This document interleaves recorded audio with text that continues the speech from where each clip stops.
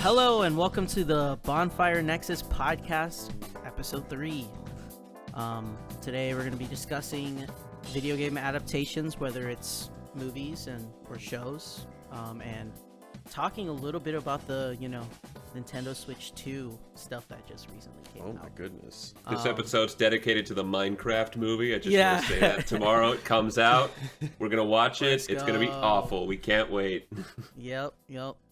But before that, if you're looking to reach out to us or, follow us on our socials, you can basically reach out on anything with the handle at the Bonfire Nexus. You can also email us at thebonfirenexus@gmail.com.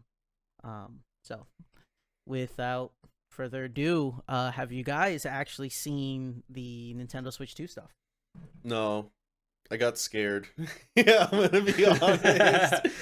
I watched the trailer for Mario Kart and Donkey Kong, and I didn't really I was at work, so I didn't watch the direct. But the prices, I think, were the biggest thing that have been all over the headlines. Mm-hmm. Oh yeah, just no, $80 or $90. Yeah, everything looked great, and then you saw the price, and you're like, huh? Yeah, there was I think the price of the console's fine. Like $450, I think that's fine, especially that that's insanely good, actually. Exactly. But $80 for a digital copy of Mario Kart, $90 for physical is something, right? There's a little bit of a debate because it's like, inflation and maybe, the cost of development for games are rising. So why not charge more and stuff? But at the same time, I feel like there's a counterpoint to that with microtransactions and everything. If developers or publishers or studios, charge $80 to $90, are we still gonna have a lot of microtransactions or subscriptions or battle passes, stuff like that? That's gonna have a consistent streamline of revenue. I don't know. Mm-hmm. I'm a little bit more pessimistic on that topic. I feel like they're still going to continue that stuff, but I mean, what do you guys think? I don't like it at all. The price raising, especially so rapidly. I feel like it's only the last 2 years or so that developers, and not just Nintendo, have tried to push the $70 price tag, and that's still super up in the air. Mm-hmm. Yeah. I can only think of one game I've bought that has that $70 price tag, and it didn't come out optimized. The game I played, it was Monster Hunter Wilds, right? I enjoyed the game for what I played it, and we kind of talked a lot about it in the first podcast, right? It was a good game. But that is the fear that the norm in the industry has suddenly become, I don't know if it's suddenly, gradually might be a better word, where they can get away with, especially AAA titles and big publishers, get away with releasing an unfinished game, mechanically, or feature-wise, however you want to look at it. Every title is going to be different. But they still want to charge demanding. us more. Yeah, exactly. They just say, well, it costs more to develop it. Please finish the game. And we can look at examples of where they have released a $60 game, the standard price tag for a new game in most of the world, where it's been a completed product and still very successful. Most recently, I think Kingdom Come Deliverance 2 is a great example of that, where you got a full package game that ran buttery smooth on most systems, and it wasn't even, I think Deep Silver's a pretty big studio as far as publisher, but Warhorse is fairly new to the game, so the fact that they released a $60 product that was complete at time of release, and you have studios like Ubisoft releasing $70 games that are not, and now Nintendo usually has a good track record on this, now bumping it up to $80 to $90 in, again, a very short time span. I don't like it. I hope it doesn't pick up. I hope it's a mistake that Nintendo backtracks on. And one thing I have seen a lot of discourse on is that Nintendo typically doesn't discount their games very often. Mm-hmm. Oh, they don't. It's actually kind of ridiculous how much they don't put their shit on sale. Yeah. I'm sure if you go and try to buy a copy of Breath of the Wild, it's still probably at least $40 at minimum. Yeah, it's the first thing I replied to you when you were saying maybe I'll get it when the price goes down. I was like, Nintendo games? Really? Yeah. There's there is a couple times where you can get some of the games on sale. Like Mario Kart, you could probably get on Black Friday for like $25. Yeah. But even then, it's like, I don't know, man. I mean, that's part of the reason why Pokemon games tend to be expensive, even ones that didn't come out like super long time ago, you know? Mhm. So they're just kind of they're very bullish on not dropping their prices. Yeah, I was always under the impression, like, my outlook on Nintendo games has always been like the $60 price tag, say even the $70 price tag with games like World or Wilds coming out.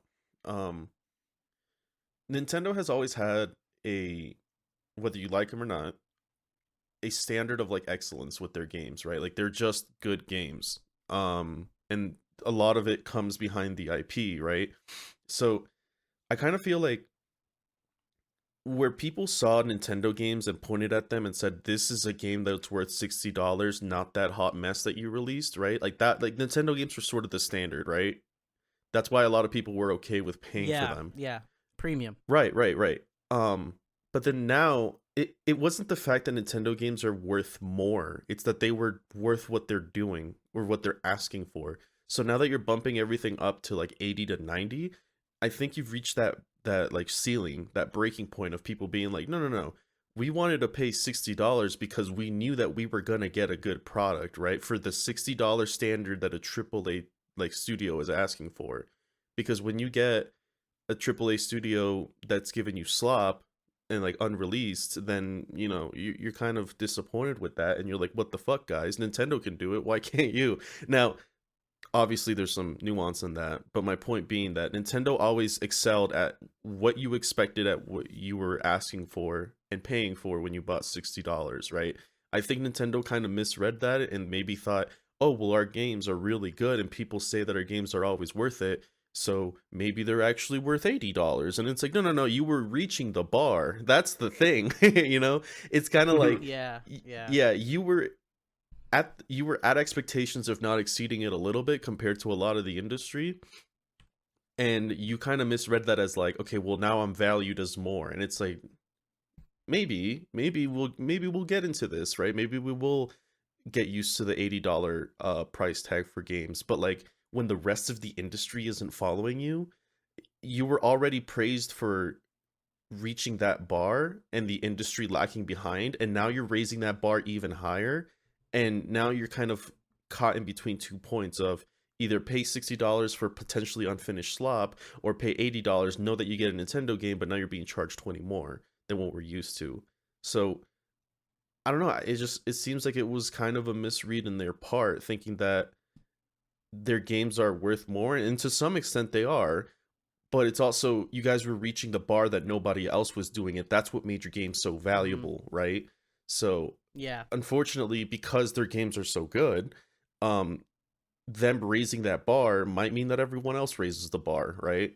And that's like the really scary part of it, is like, yeah, I can get annoyed about having to pay $80 for a Nintendo game. I probably won't, but if the rest of the industry tries to get away with it without like the polish that Nintendo puts in their games, that's kind of terrifying. Can you imagine? Like, yeah, I remember being quite a big hater of Cyberpunk when it first came out, because everyone was hyping it up and that's all I heard about, and then it came out and the game was pretty bad, right? Like, can you imagine if Cyberpunk was trying to ask you for $80? Like, that'd be fucking insane. Yeah. Cyberpunk is good now, right? I'll give them that. I'm just saying, I'm using that as an example of like a No Man's Sky situation or a Cyberpunk situation where they're asking you for like a grocery bill, basically. Yeah, I already don't really pay like $70-$60 for most games, unless it's something that I'm like really pumped for, like Monster Hunter or basically any From Software game I can get my hands on. But like, even then, like, let's say the next Dark Souls is gonna be $80 to $90, I still would be kind of hesitant to like buy that. And personally, I'm a little bit of a Mario Kart hater, so I feel like Mario Kart being the I guess the like release title, not that, but like, I guess the what's the word I'm looking for, harbinger, the precursor to this, you know? yeah, kind of, gives me a pretty valid reason. The Omen. Yeah, the Omen. But Roman game. yeah, it. I think overall it just kind of screams greedy because not only that, but if you want to upgrade from the Switch 1 games to the Switch 2, those are also going to be paid upgrades, which I know in other consoles is depending on publishers, right? But for the Yeah. most part, from what I understand, most of the Xbox games, they're all free upgrades, right? When you want to upgrade from the Xbox One to like the Series X or S. And then uh some other games like I think The Last of Us, you had to pay for the upgrade. I might be incorrect on that. But I know it's depending on developer, but the fact that all of the Nintendo like, first party games are going to be paid upgrades is like yikes. And also the Switch 2 also not coming out with an OLED screen, which they're probably going to have an OLED version in another year or two, maybe a little bit more, just to, just so you buy the console again with a better screen. I don't know. It's so sad because I feel like they were like, all right, Microsoft is basically kind of dead right now. Sony's kind of lost in the sauce, in my opinion. Yeah, they are. And the Nintendo games have been pretty consistently good, right? And it's like the sequel to I think the Nintendo Switch is their most I guess bought console, right? It still might be the Wii. Might still be. But it's still up there, right? Yeah. And it was like a massive success and people really love that console. We're getting a sequel to it, Nintendo Switch 2, and now's the time to just really, twist the knife, right? And just be the premier home console. And I just feel like everything was amazing. You're like watching the stream and stuff, the Nintendo Direct, and everybody's like, dude, this is so awesome. Donkey Kong's awesome. The new Mario Kart looks awesome. Oh my God, is that a From Software game exclusive to the Switch? Everybody's like, what the hell? And then they like, you figure out like the pricing and stuff later, and it's just like, it literally immediately went from sugar to shit. Yeah. So it's like, tragic. That's all I'm gonna say. I mean, we'll see how it pans out, right? How people I guess how the market responds. Personally, I'm not gonna buy it. So, but I probably won't either. Maybe later down the line. I gotta wonder. So, trends in gaming. So the reason FIFA always gets a game is because there is always going to be a bunch of people that buy FIFA, right? Call them the casual gamers, call them what you want. Or Call of Duty is another example of that. Like, there's always going to be people that buy the next Call of Duty, and there's a lot of people that do that. So I wonder if that price shift being so dramatic, like if other publishers adopt it, if that's going to break that trend, where there's enough casual players to keep, even if it's a mediocre one, a franchise alive, because it fits exactly like their casual or more like laid-back niche. So but it's interesting. I don't know. I wonder too, because like I don't want it is to also like a family-oriented console. See, that's what right? I was thinking. I wonder if all the parents are gonna be like, what, an extra $20 to $30 on a game? Like, I wonder if they're gonna be okay with that. People who are not into the industry, right? Yeah. I don't know. It's a very interesting prospect because, like, in my opinion, Nintendo does have the best like first-party franchises and IPs. And when you buy a Nintendo game, like 95 to 99% of the time, it's going to be a premium, high-quality game, right? Right. Mm-hmm. They have way more hits than misses, right? So it's like, it's tough. But it's still like, for me personally, I'm definitely not looking forward to that. Yeah, to bring the point home, like from personal experience, I know obviously it's a different time now, but when I was a kid, like I was never able to buy new games because my parents thought it was too expensive when they were like all $60 back in like the PS3 GameCube era. And I only was able to buy games that if I got like A's and B's on my report card, they would be like, all right, you're able to buy one pre-owned game, right? And that one could be any price, but it couldn't be like 50 to 60 for the most part. And I was always like gated out of Nintendo games because of that, because they never fucking went down. I can only imagine if like there's this family who's like, hey, yeah, we obviously can't afford a new game like every month. I was only able to buy games every quarter amongst me and my brother. Like $80, I know for a fact my parents would be like, no. And I didn't like, I wasn't raised in was raised in like a medium income household, so I wasn't struggling. And even then, right, my parents didn't prioritize Yeah. me getting some fucking $80 video game. You know what I mean? Like, Mhm. Yeah. yeah, I can't imagine. Like most of the games I bought were like fucking $20 to $30. I mean, Mm-hmm. I remember getting into like I bought a copy of Dark Souls because it was like 32, I think, or something about there, because it was like a couple months after it released, and like that's Dark Souls, man. Like that game changed my life. And I can't imagine like being gated from an opportunity like that. Like one of the reasons that, because there was like two directs back to back for the most part, and I know that one of them showed Metroid Prime 4 footage, and me being the huge Metroid fan that I am, I kind of have this thing where like I don't want to spoil myself, right? I don't want to watch it. And then I heard about the Nintendo 2 or the Switch 2, and now I'm just kind of like, dude, I really hope to God Metroid 4 isn't a Switch 2 title, because if it is, I can't probably say the thing that I would do to myself on podcast, but Yeah. but I'm like really hoping they just squeeze that one in as a Switch 1 title, and then I'm like, you know what, 4 more years and maybe Yeah. we'll get another Metroid. But like, man, I know that if Metroid 4 becomes a Switch 2 title, I'm not gonna buy it. I'm not gonna buy it until the price goes down to something fucking reasonable, because I'm not gonna buy an entire system and a game uh just to really play that, you know? Like I already have a hard time justifying playing my Switch for the last couple of years. Like I'm Yeah. not going to go out and buy another console and then have to buy $80 games with it. I mean, I think I did the math Yeah. the other day. It was like 5 or 6 games pays for another Switch 2. And it's just like, what the fuck? Yeah. like I should at So, least have devil's something like advocate, that. Yeah. I got 2 questions. One, what about inflation? What do you mean? In terms of what?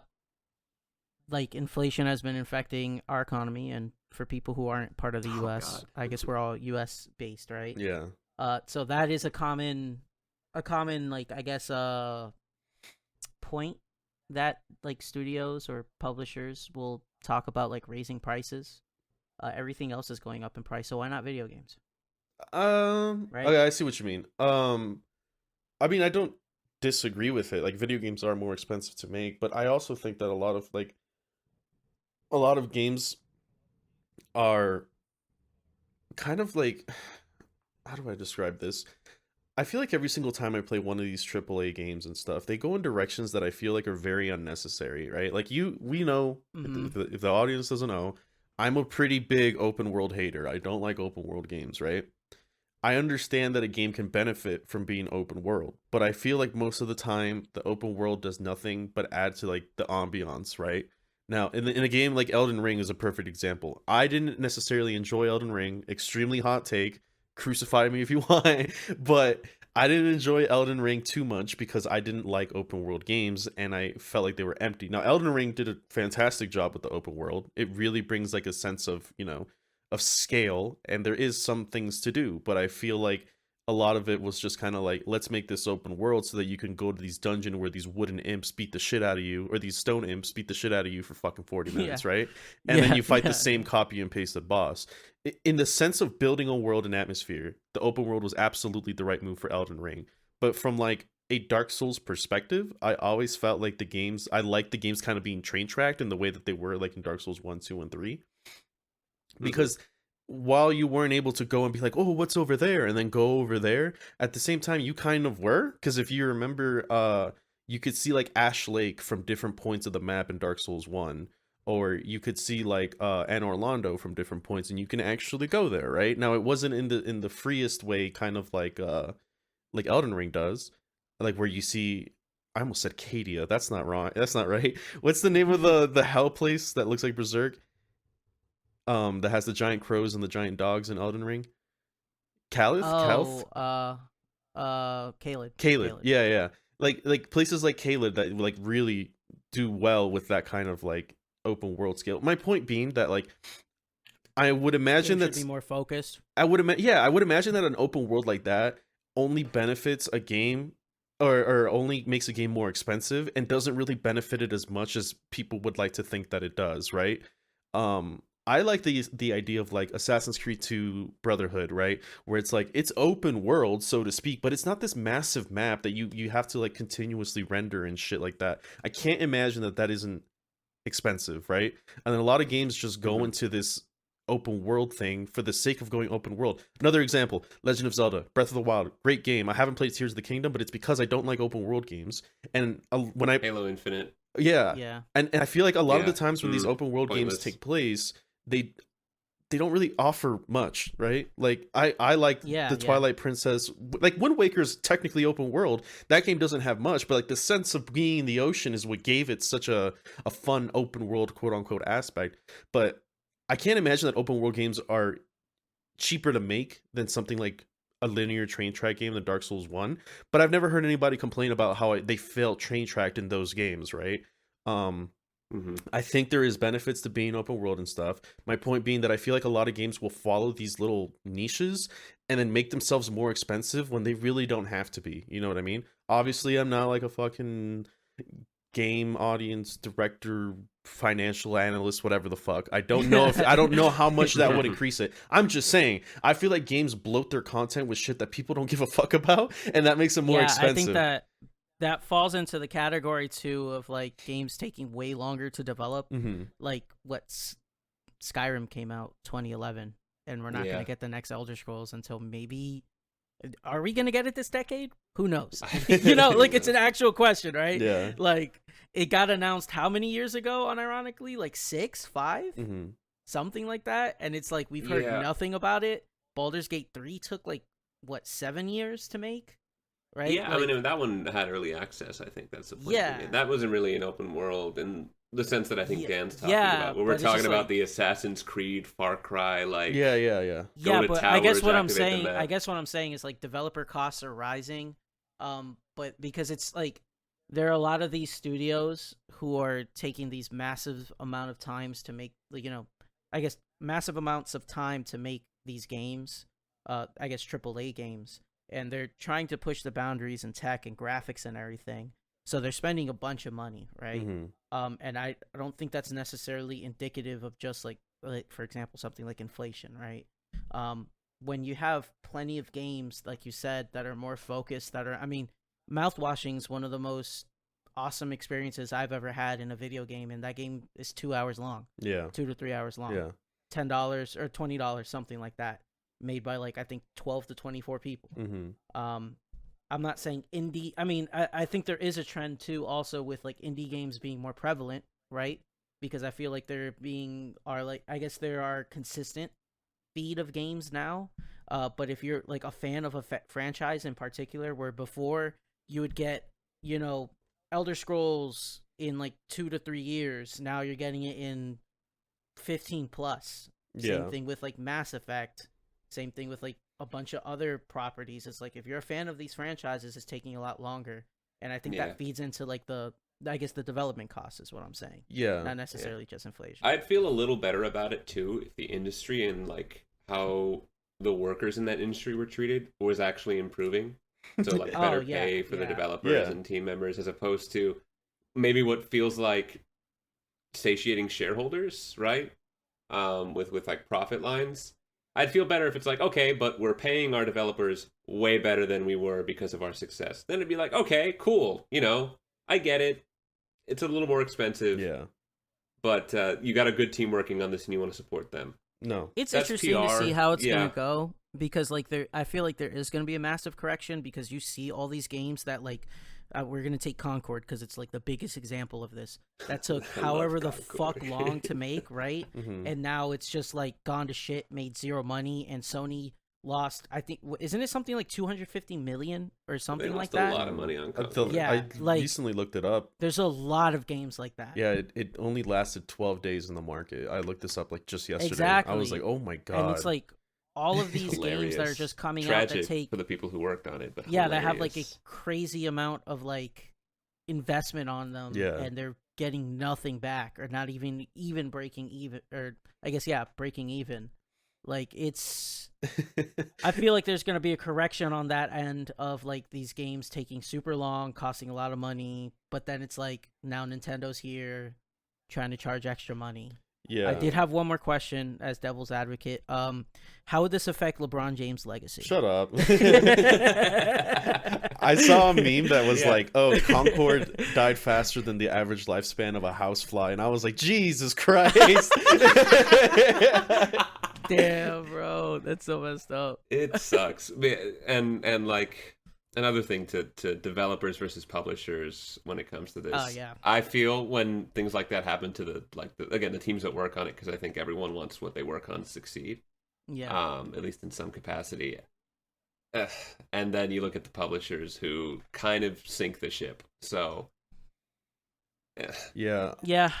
Yeah. It's tough. Yeah, it's because you tough. have the economic aspect.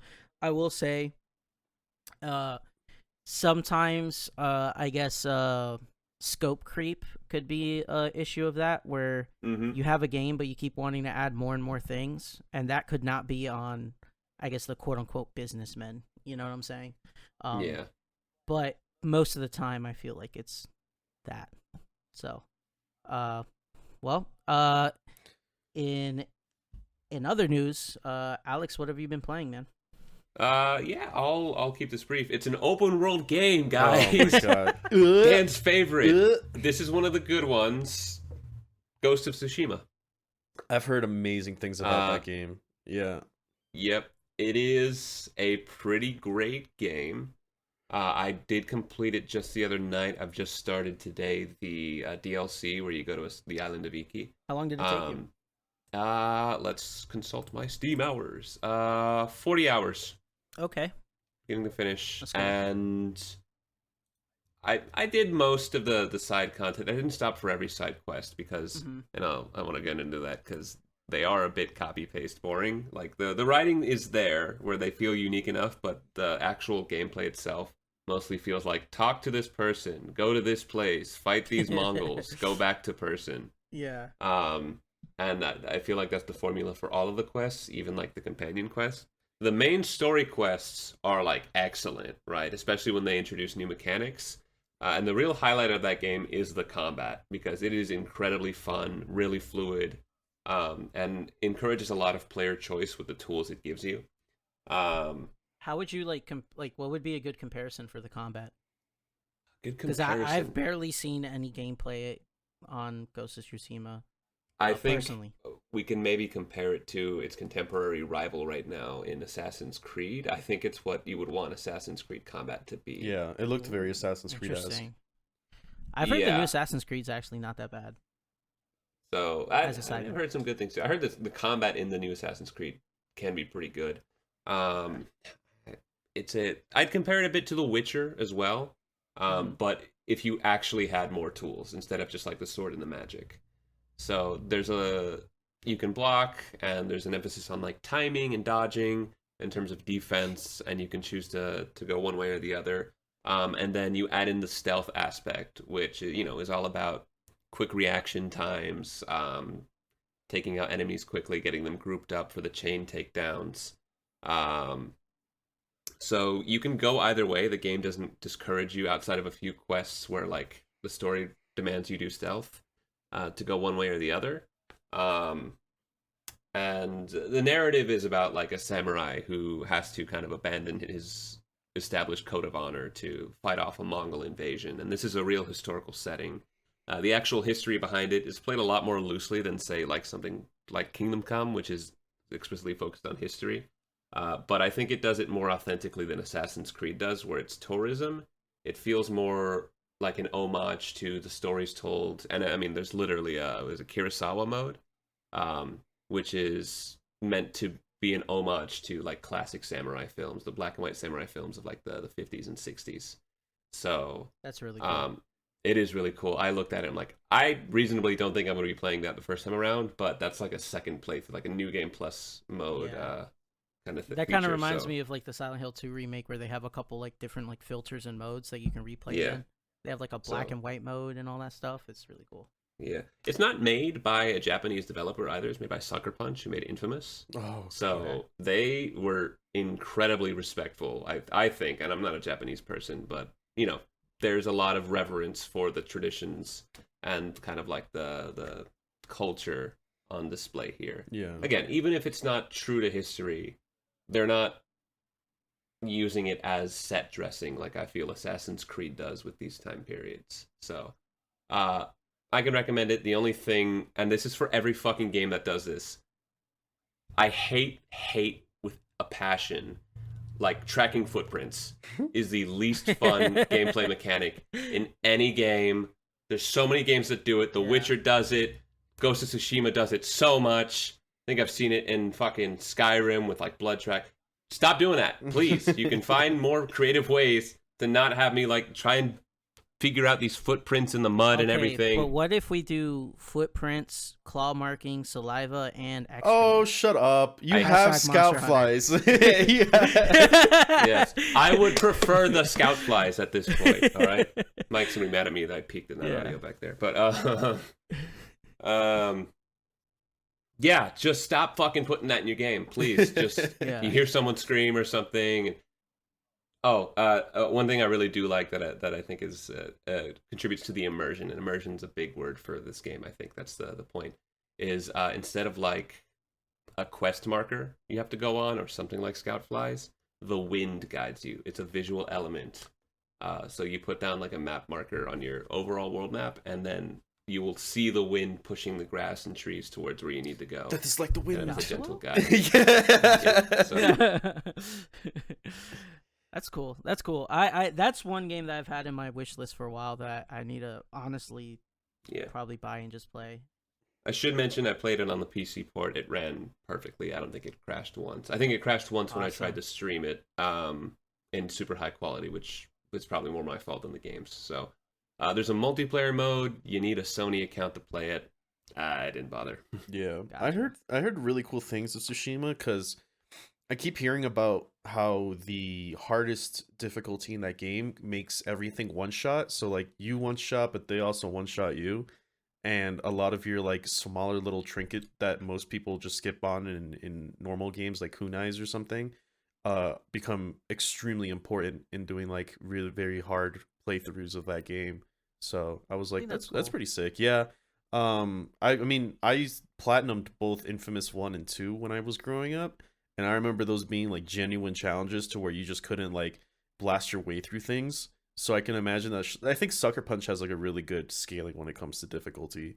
So that I'm pretty sure that's why Ghost of Tsushima is revered for its hardest difficulty of like, you know, I unsheath my blade and now you're dead kind of thing.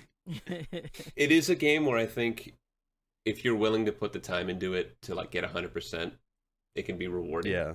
I also am sympathetic with you, Dan. Like, I'm of a mind that like, while I like open world games, I think more than you definitely do. I am so over the bloat of clear the outpost, climb the tower, find the collectibles. Yeah, that dumb shit. I definitely much prefer the traditional open world like RPG experience where you have curated side quests and experiences. Yeah. Or like dungeons and things that you can do. And I guess functionally sometimes they can be the same thing, but I think I prefer how like Elder Scrolls presents it or Fallout. Yeah, I just remember reaching this point. I was playing Rage, the game that nobody knew about, and somehow fucking got a sequel. And it made you rage? Yeah, because it was the most like empty open world I've ever played, right? And I remember just going through the game and being like, the progression felt so like basic. Like it kind of felt like if like you just walked from one place to the other. Like there wasn't anything dynamic happening in between. Mm-hmm. And like before I knew it, I was in the end of the game and I didn't even fucking realize it. And I beat the game and I was like, that's it? Like the open world is just there for you to kind of like Mad Max your way through things. And even then there's like nothing for you to fight out there. And at that point, this was like peak when people were doing open world all the time. And I think at that point is when I realized like I fucking hated open world games. Because like I played games like Skyrim and Rage and stuff, and I am a Skyrim hater too, all right? Where I was just walking through and doing fucking nothing the entire time, man. And I know that people are like, well, you have to go explore and shit. I get it, right? I like to go explore and shit too, but I don't need a huge fucking map to be able to do something. I'd much rather have substance over like I guess quality or quantity. which is Okay. what makes me hate games like that. Like, I will never forget the moment when I was playing Skyrim and I was walking over to Winterhold, right? And I was like, holy shit, this is cool, right? At the same time, I remember when I was playing Twilight Princess and I was walking through, I think it's called Winterhold as well. Or no, it's Frostpeak, I think is what it's called.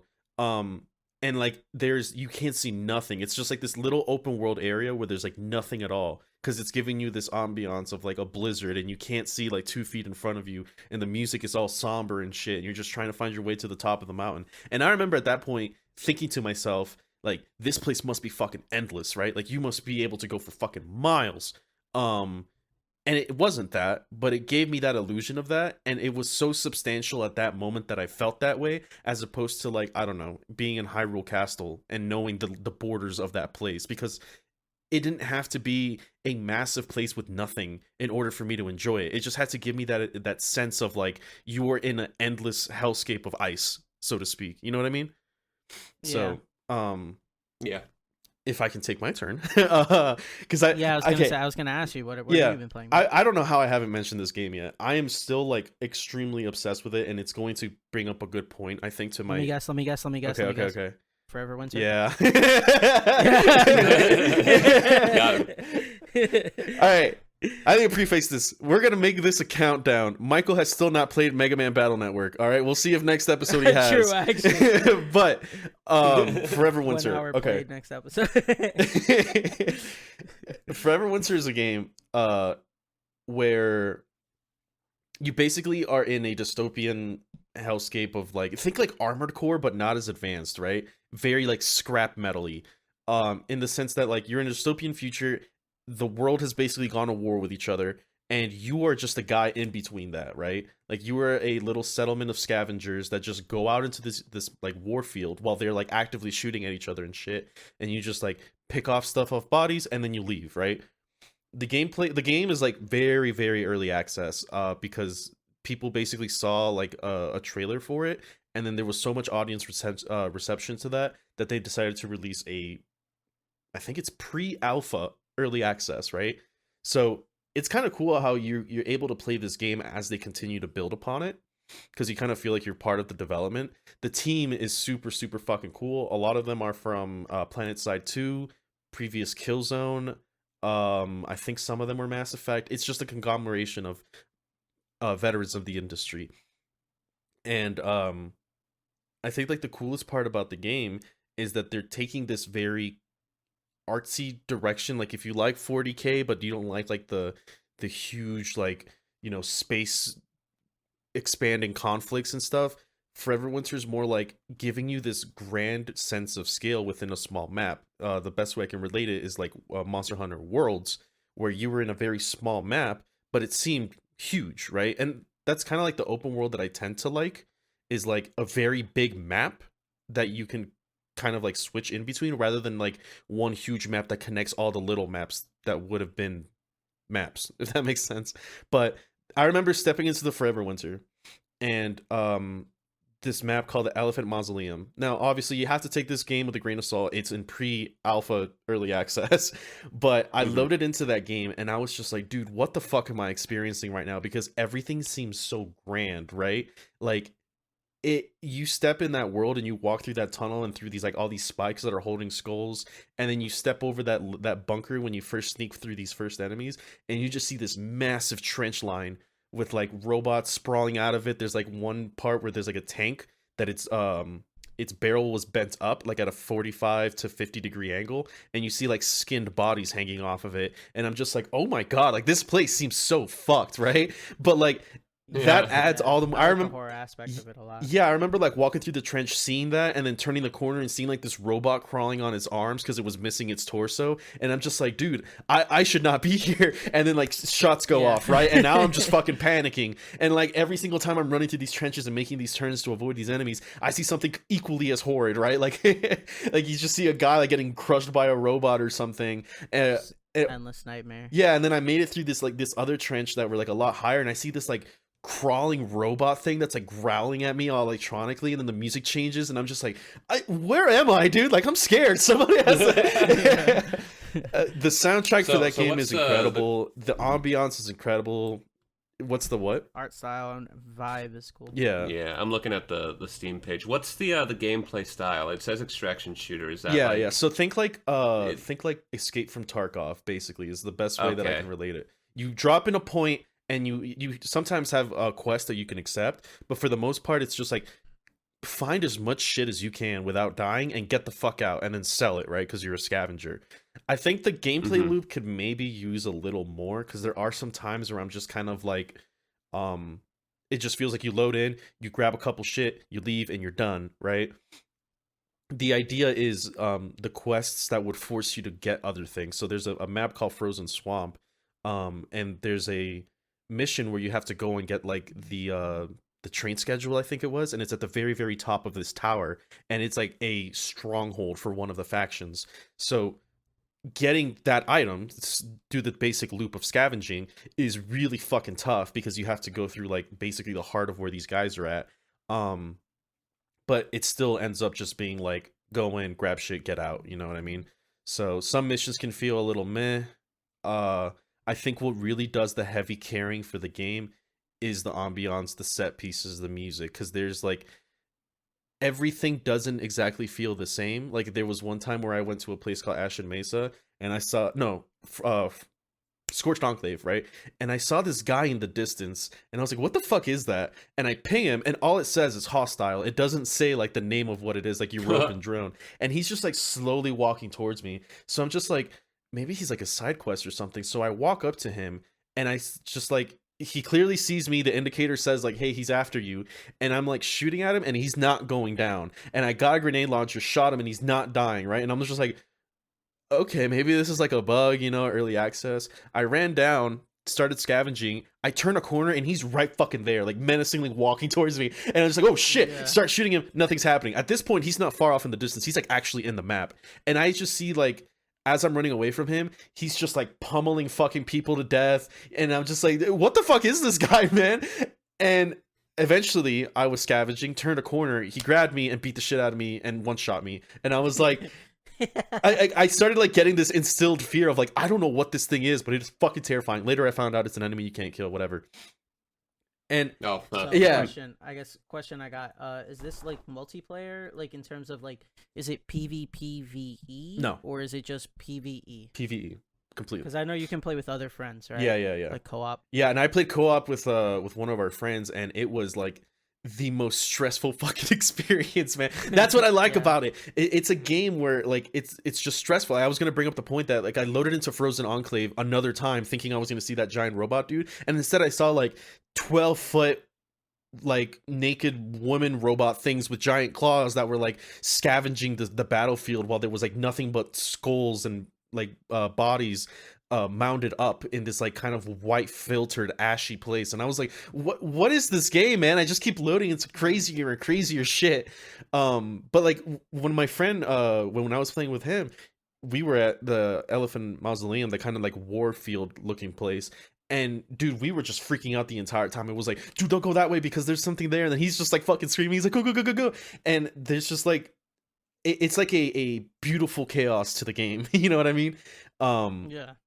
Dude, it's just so hard to describe, because it is, while the gameplay loop is a little repetitive, everything that goes with it, like the set dressing, so to speak, is just so fucking strong, man. That like I just want that game to succeed as much as possible. When we're talking about open world games, that game is not open world. The maps are very small, but the sense of scale in those maps is absolutely Makes massive. It feel like it's an endless world, Yes, right? and I think that is far more important than me actually walking, for 20 minutes in one direction and finding nothing interesting, than giving me the sense of like, this world is vast, this world is endless, and even though you can't break the borders of this map, you still have that interpretation of like, this goes on for miles, but here in this map is the juice, you know what I mean? Like the very sweet center of everything. As opposed to being like, the world is so interesting, and it really isn't, you know what I mean? Isn't it interesting that like how stress can like make a game really amazing? Like The Darkest Dungeon, man. Another game I Darkest Dungeon. Literal mechanic. I was thinking more Resident Evil, like inventory management, and then like a lot of people like the Resident Evil, I guess Resident Evil 2 in general, and I guess in particular the remake, because what they did with Mr. X in that game, Yeah. that dude stresses you the fuck out, Yeah. right? But it makes the game so fun, Yeah. right? So it's just interesting how stress as a, I guess, I don't want to say mechanic, but just how stressful games could be, how much more it makes certain games fun. Yeah. At least when Yeah. I've seen you play that game, Forever Winter, Mhm. it looks really cool. I fuck with the vibe heavy. I like how it's very horror focused, but just knowing my patience with like games that tend to be a little bit more on the repetitive side, I'm waiting to see what else they do with it, considering it's early access. But Yeah. I mean, you talk about that game enough that once it reaches a point where I can probably jump in, I'll hop in there. Yeah. It's just Mhm. games that you really like and you can play for a long time. I play for maybe a quarter to half of that. Yeah. Right. So I think one of the things too about the game, one of the things that was holding it back was there was a system of water, right? I personally like this type of shit in games. But I'm I also saw they recently changed it. yeah, Right? From what I was reading, it looks cool. yeah, I'm a sadist when it comes to games, if you couldn't tell. Like Darkest Dungeon and shit like that. The idea behind the water mechanic was basically that in real time you would have a storage of water and you would lose that water even if you weren't playing the game, right? If you reach 0, you have a hard reset and you basically have like an invasion in your camp, and if you don't fight off that invasion and die during it, you lose literally everything, right? It was trying to give like the Tarkov, because Tarkov has like quarterly resets where they just take away your shit every quarter. This game was trying to give you like a I don't know, I guess a scenario to where you had to watch out for that, right? A lot of people didn't like it because they're like, well, what if I don't play the game because I'm busy or something? Like, and I get that, but at the same time, it was really easy to stack water. Like, a mission would give you 2 days of water. I got my water to 60 in like 3 days, and then if I didn't play for 2 months, then my shit would get deleted, right? I don't really think a lot of the outcry of people saying like, oh, but I'll run out of water, it's like, dude, it is so easy to cap, it is so easy to maintain capped because you get it just by playing the game. That I never thought it was a problem. It was kind of more of an aesthetic choice of being like, look at what the stakes are, you know what I mean? They got rid of it. I'm not exactly sad about it. I just kind of like the idea, and I feel like if you aren't playing a game for 60 days, you probably aren't playing it seriously for like the rest of the time. I mean, these are the same people that buy a game on Steam on sale and then never play it, right? So I think that they got rid of the water system, which is good, I guess, for most of the people that are wanting to get into this game but don't want to put in work, I guess. And they changed it so where now you use water to get into different extraction points, which arguably costs more water. You know what I mean? Because you only lost 1 water a day, but now if you want to get to an extraction point, it can cost up to 5 days of water. And it's just like, for one mission that you're maybe in the mission for 10 to 20 minutes, you know what I mean? As opposed to just having all the points for free and then having more places to escape with water. So I don't know. That doesn't make sense to me. Because now I feel like my water reserve is like sitting at 10 where it used to always sit at 60, and I never had to worry about it. I know that people were also saying like, well, if it's always at 60, then is it really a gameplay element? Fair enough. But it's also for the people who don't play the game like all the time like me. So what is cool though is that they added a lore reason as to why they did that. So they were like, in your little camp, they basically said like, oh, the scavengers weren't pulling their weight, so we kicked everyone the fuck out. And they made a little cinematic where it shows them like killing off the scavengers that weren't pulling their weight, and they're just like, now we know that now we know who wasn't pulling their weight and who was just hogging up our water. Now we don't have to worry about water supply going down and killing us because we got rid of the rats, basically. And that's why now water is used as an extraction point, because it's basically saying now we are focusing on the scavs that are actually going and doing scavenging. And that's why they need the extra water to make sure that they can survive to get up to these extraction points. And I was like, that's kind of cool. You know what I mean? Like, there's like a lore reason for Yeah. that. It kind of reminds me of like Final Fantasy when they were like, yeah, we're going to nuke the game, but it was totally Bahamut destroying Eorzea. You know what I mean? Yeah. So Yeah, Awesome great event. game, great game. It's only ever getting Yeah, better. definitely one I have. The community, the developers always do like a video every month where they're telling you like, hey, here are the changes of the game. This is kind of what we're looking at. It's great, man.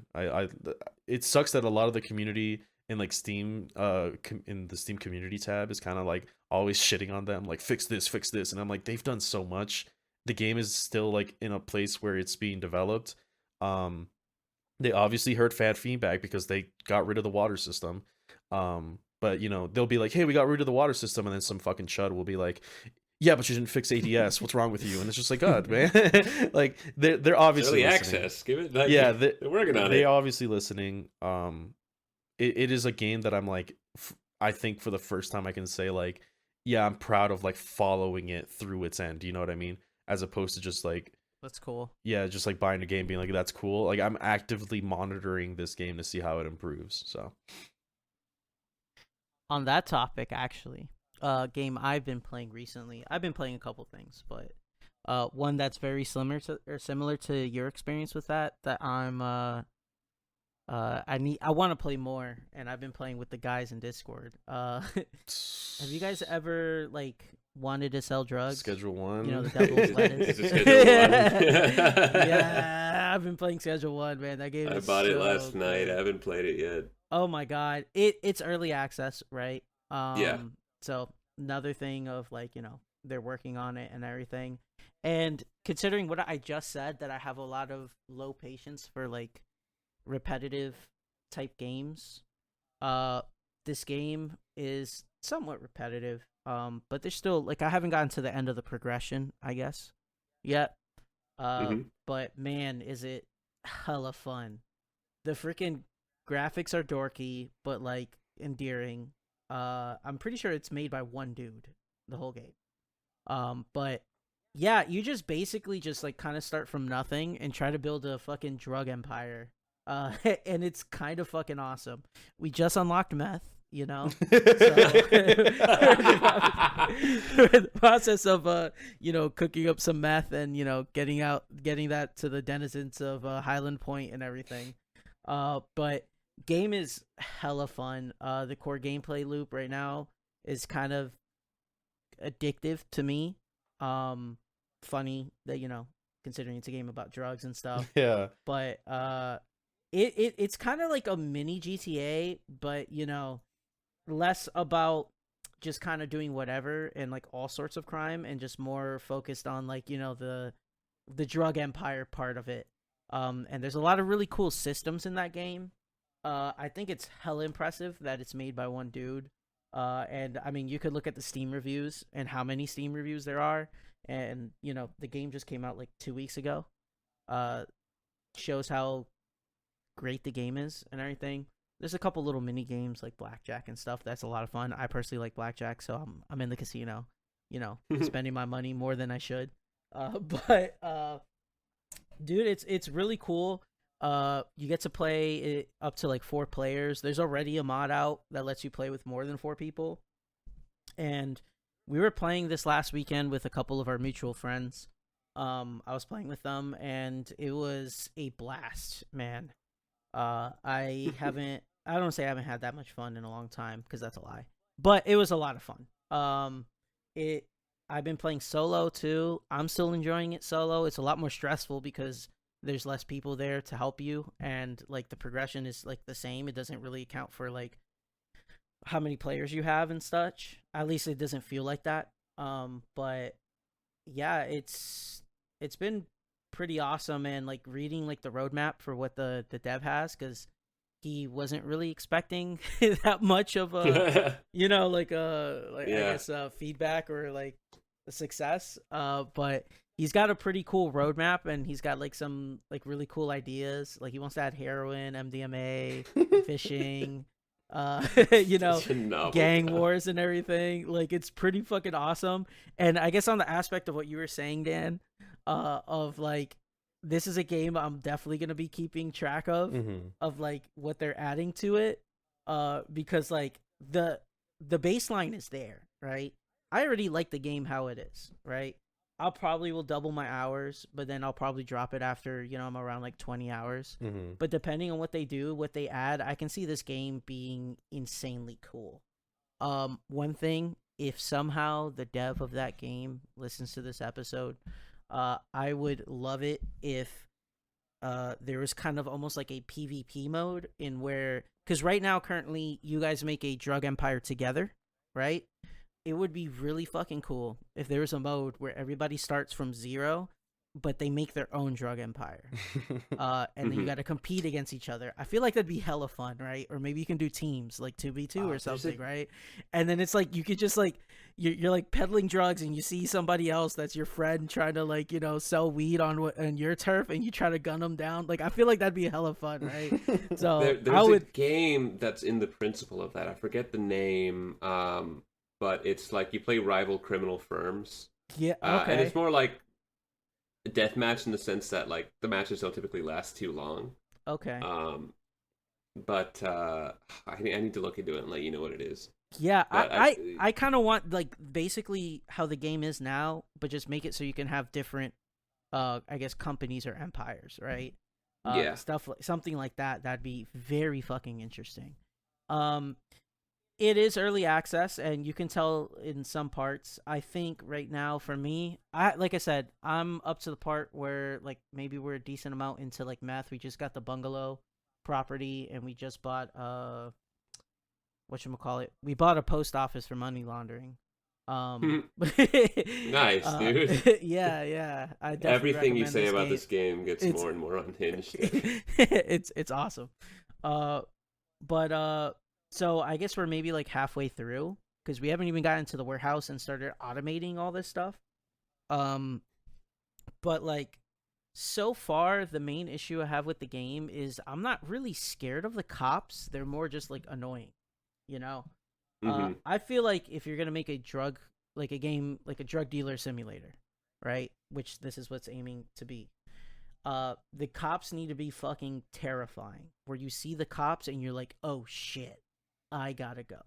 Right now it's just like, fuck, the cops are here, and then I just run around, and then eventually like lose track of them, and it's just like whatever. Yeah. And it just feels like they only care about you and nobody else in that world. Where like there's a which I think this is a cool mechanic. There's a mandated like curfew from 9 p.m. to 5 a.m. So any deals you do that's after 9 p.m., there's a lot more like cops out on the streets and stuff. So you got to dodge them more and everything. You have to be kind of wary of the routes you're taking, right? And like if they're gonna see you while you're dealing, stuff like that I think is really cool. But it doesn't really apply to anybody else, only you.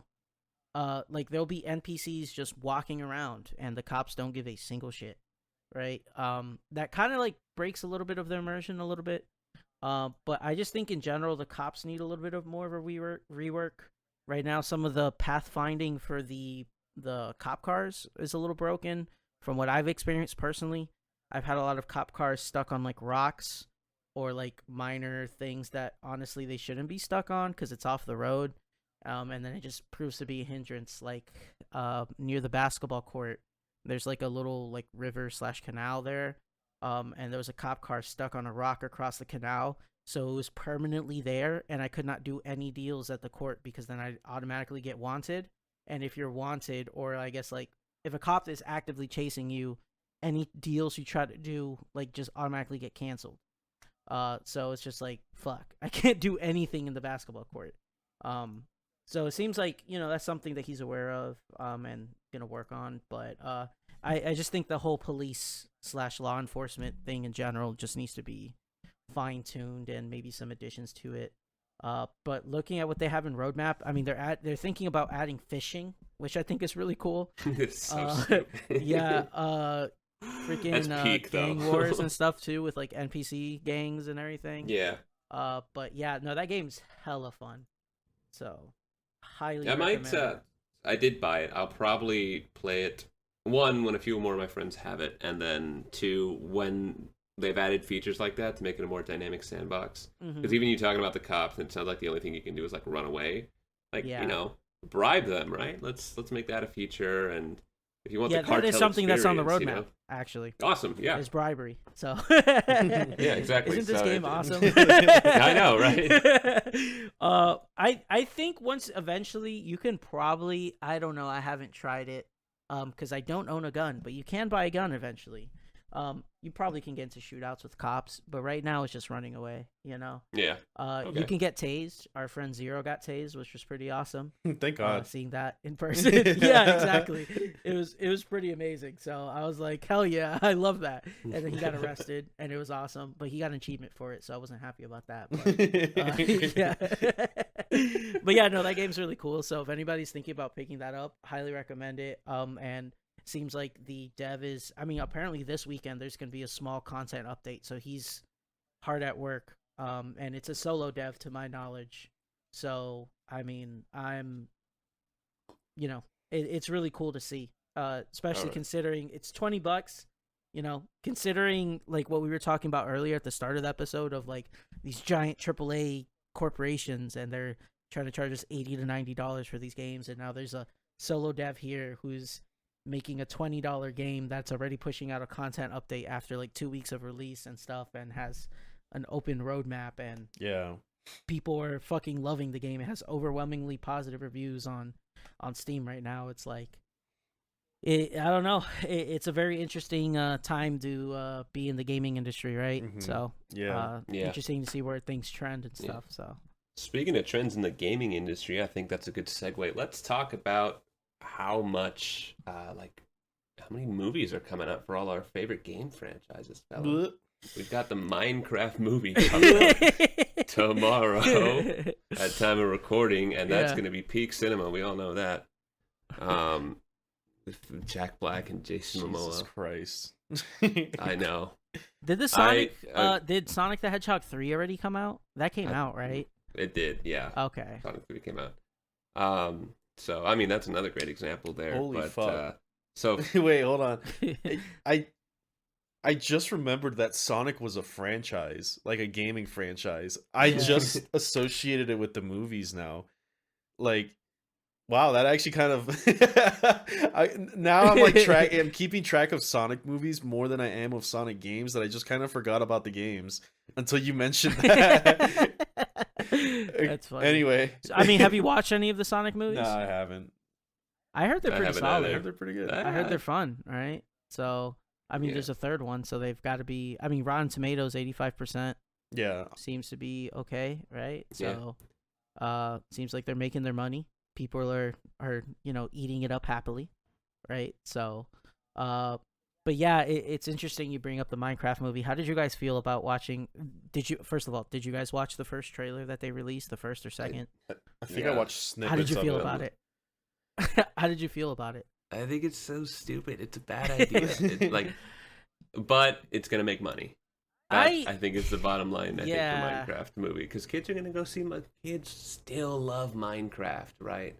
And if they want to throw Jack Black in and have him ham it up a little bit, there are worse things you can do in a film, and I think we're going to talk a little about what those worst things are. So now I've got a question. Do you think it's stupid that they're making a Minecraft movie in general, or what is it that you think it's stupid? I think doing a live-action Minecraft movie is not the way to go if you're going to do a Minecraft movie. I think you need to do like an animated film. Kind of like the Telltale game that came out, the Minecraft story mode. I was gonna ask because that was my thing. It was like because I played through the first part of that, and I really enjoyed it. So it was like really cool how you could tell like a cool story within the Minecraft universe. So I that's why I brought that up because I feel like there's definitely a space for a really cool like Minecraft animated movie, like how they did the Lego movies. Yeah, that's a great example of what you need to do, I think, when it comes to that. And you can look at YouTube and see how much of a demand for it is. I have to, we can go to the numbers, but even those old, the parody music videos, the 3D animated ones that have become like memes at this point, those got hundreds of millions of views, and they're still topping, like in terms of quality. So. It's don't do it live action. That's how you do a Minecraft movie. Is you don't do a live action movie. You do an animated film. And then I guess if you want to get like A-list talent on there, you have them voice act. But I think that's something where you Dude, just the get talented voice CGI actors. for the mobs too. Just Yeah, look, I it don't looks like them. it looks disingenuous because it's all CG. It is entirely CG. They filmed it on like a green screen stage. Nothing about this Yeah. feels like it was built by hand, which is ironic because Minecraft is about building by Yeah, hand. the piglins look ugly. Mhm. The villagers look ugly. Like all of it. I don't know that all of it for the most part just looked pretty bad to me in Yeah. terms of CGI and stuff. Yeah, I don't know. Maybe I'll watch it when it goes to gets to like DVD releases or on streaming platforms. But Mm-hmm. as of right now, unless my family, like my younger brother and like my stepdad, have like want to go watch it in theaters and they invite me, I have no intentions of going to watch it. So, do you guys think the Minecraft movie is gonna do good? I mean, FNAF did good, right? Yeah, I Did think it? it's gonna Wait, the FNAF movie came make out? as much. Yeah, it came out Yeah, like a year 2 years ago. ago. Oh. 2 years ago. Oh. Yeah, Fucking forever ago. 2023. Yeah. Yeah, I'm not. Mike, you know this, but Alex, I'm like super not into movies like whatsoever, dude. Like zero. I would much rather do Yeah. anything other than watch a movie. Yeah.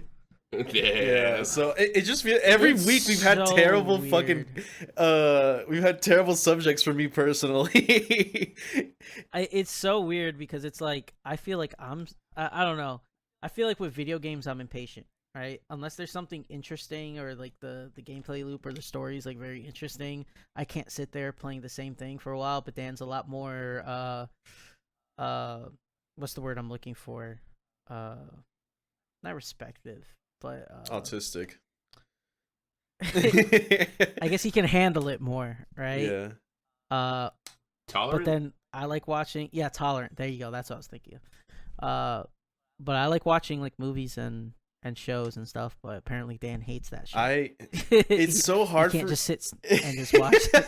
It's so hard for me to find a movie that I enjoy because like I would much rather just be doing something else that like actually involves me like participating in a way. Like I Mhm. think the last movie, not gaming related, but the last movie that I can remember like being on the edge of my seat and like genuinely drowned out in was The Revenant, the one that had Leo DiCaprio in it. That Oh, movie was that's a good yeah. movie. But then I remember trying to watch the Mario movie and I turned it off halfway. I was like, this is fucking awful. I hate it. It just I actually like the Mario I movie. couldn't do it, man. I don't know. I feel like it was solid. So like for video game adaptation, it was okay. I mean Mario there's not a whole lot you can do with, right? So there are like story-based Mario games like you have like whatchamacallit? Isn't it Thousand Year Door and Paper Mario Yeah. and Mario RPG? Those are the more story-based Marios, right?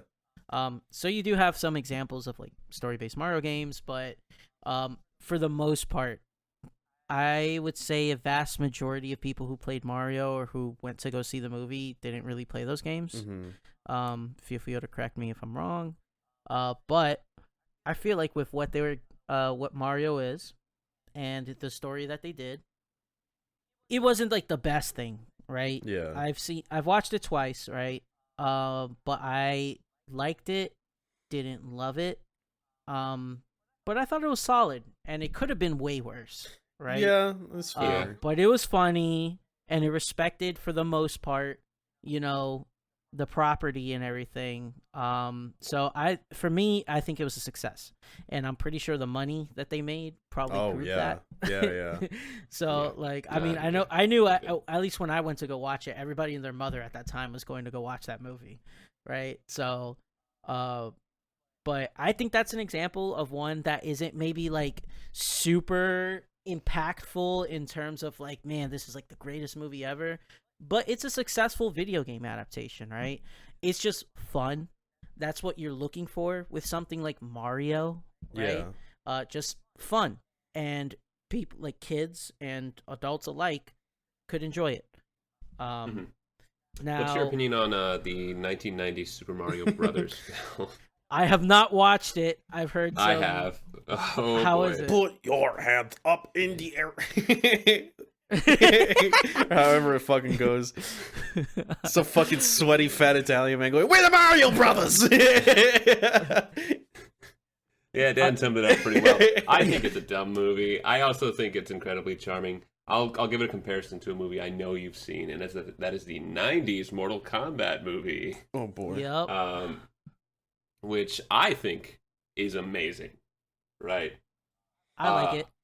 Yeah, I think it's like a cult classic film for sure. You kind of like it or you don't, but just the fact that it's got to have been, and I was born in '99, right? So I can't say like I went to these movies in the theater. It was like, oh my god, it's fucking Mario, or it's Liu Kang. I watched them after I played the games when I was a kid. They'd already come out, and my dad's like, hey, here, put these movies on. I'm like, okay. So the Mortal Kombat movie, I think, is just really cool, even if it is kind of dumb. Compare that to like the more recent Mortal Kombat movie, which is mostly dumb and only kind of cool. So yeah, I didn't know that was a thing. I was at work like literally 2 days ago. I was at work and I saw like this like Japanese movie playing, and it was the intro of the new Mortal Kombat, and I was like, "What is this, man? This looks really cool." And then the title drop came through, and I just lost all interest. I was like, "Wait, what?" Because I saw the guy that was playing. That's funny because What's up? Yeah. No, I was gonna say the intro for the one that came out in 2021. Everybody was like, "Holy shit, this is gonna be like the best video game adaptation." Yeah, ever. yeah. And that by far, in my opinion, is like the best part of the 2021 movie is the intro. Yeah. So was it that one you watched, or is it the one that's coming out? No, 'Cause they're making a Mortal Kombat I think 2 it was. that's supposed to be. I think it was that one because like I didn't know it was Mortal Kombat at all. I was just doing my job, and then I looked at the screen next to me, and then I was like watching the entire thing, and then I saw the guy that like I'm assuming is Raiden. Raiden. He came down like a bolt of lightning, and I was like, that hat looks really familiar. Is this a Mortal Kombat movie? And then sure enough, the title drop happened. But like, I don't know, like the first thing I noticed, I was like, isn't that the guy that plays in like fucking Rush Hour 3? Like first of all, and then I was like, oh, that guy's a good actor. Maybe he's like, this is a good movie about like, I thought it was like Ghost of Tsushima or something. And then I saw like the ice, and I was like, that's kind of weird. And then some guy speaking Chinese, and I was like, Sub-Zero is in Chinese. This can't be Mortal Kombat. And then sure enough, yeah, I don't know. Actually, yeah, Sub-Zero is Chinese. Is he really? Yeah, he is Chinese. Has he been that way since like forever? Forever, yes. More or less. Oh, yeah. I did not know that. Holy shit! I always thought that like Scorpion and fucking Sub-Zero were just two warring clans of the same region. His name's at least the Sub-Zero we know now. His name's Kuai Liang, right? Yep. Yeah. I don't. And the original Sub-Zero is Bihan. Oh well, my extensive Mortal Kombat is Sub-Zero is more of a mantle than I guess Yeah. a person. Yeah. I still think Sub-Zero's cooler than Scorpion, but that tends to be a very unpopular opinion. So Alex, I've got a question for you because you like Mortal Kombat, and you brought it up. Did you like the 2021 movie? Oh, I wish I could have, at least as much as you probably did. Okay, like Dan, I think the intro fucked hard. Right. Seriously. That was the best part of the movie. It was absolutely the best part of the movie. You have two excellent martial art actors. The guy who played Bihan put so much like work into his performance as Sub-Zero, especially around the physicality. I think his name is Joey Tamlin or something. I don't know. Yeah. But credits to him because he kicked ass. And then of course the guy who plays Scorpion is like everybody knows him. Very popular. Yeah, his last name's like Sonata. I forgot his name. Dude, it's Kenji, dude. He's from Rush Hour 3. He fell off the Empire State Building. Not the Empire State. He's also in fucking Shogun. Yeah, and sure. Bullet Train. Yeah. He was in Bullet Train. Yeah, yep. I was trying to remember. Was he in? He's popping off. He was in. I don't know what I'm talking about. Anyway. Yeah. So I'm leaving that.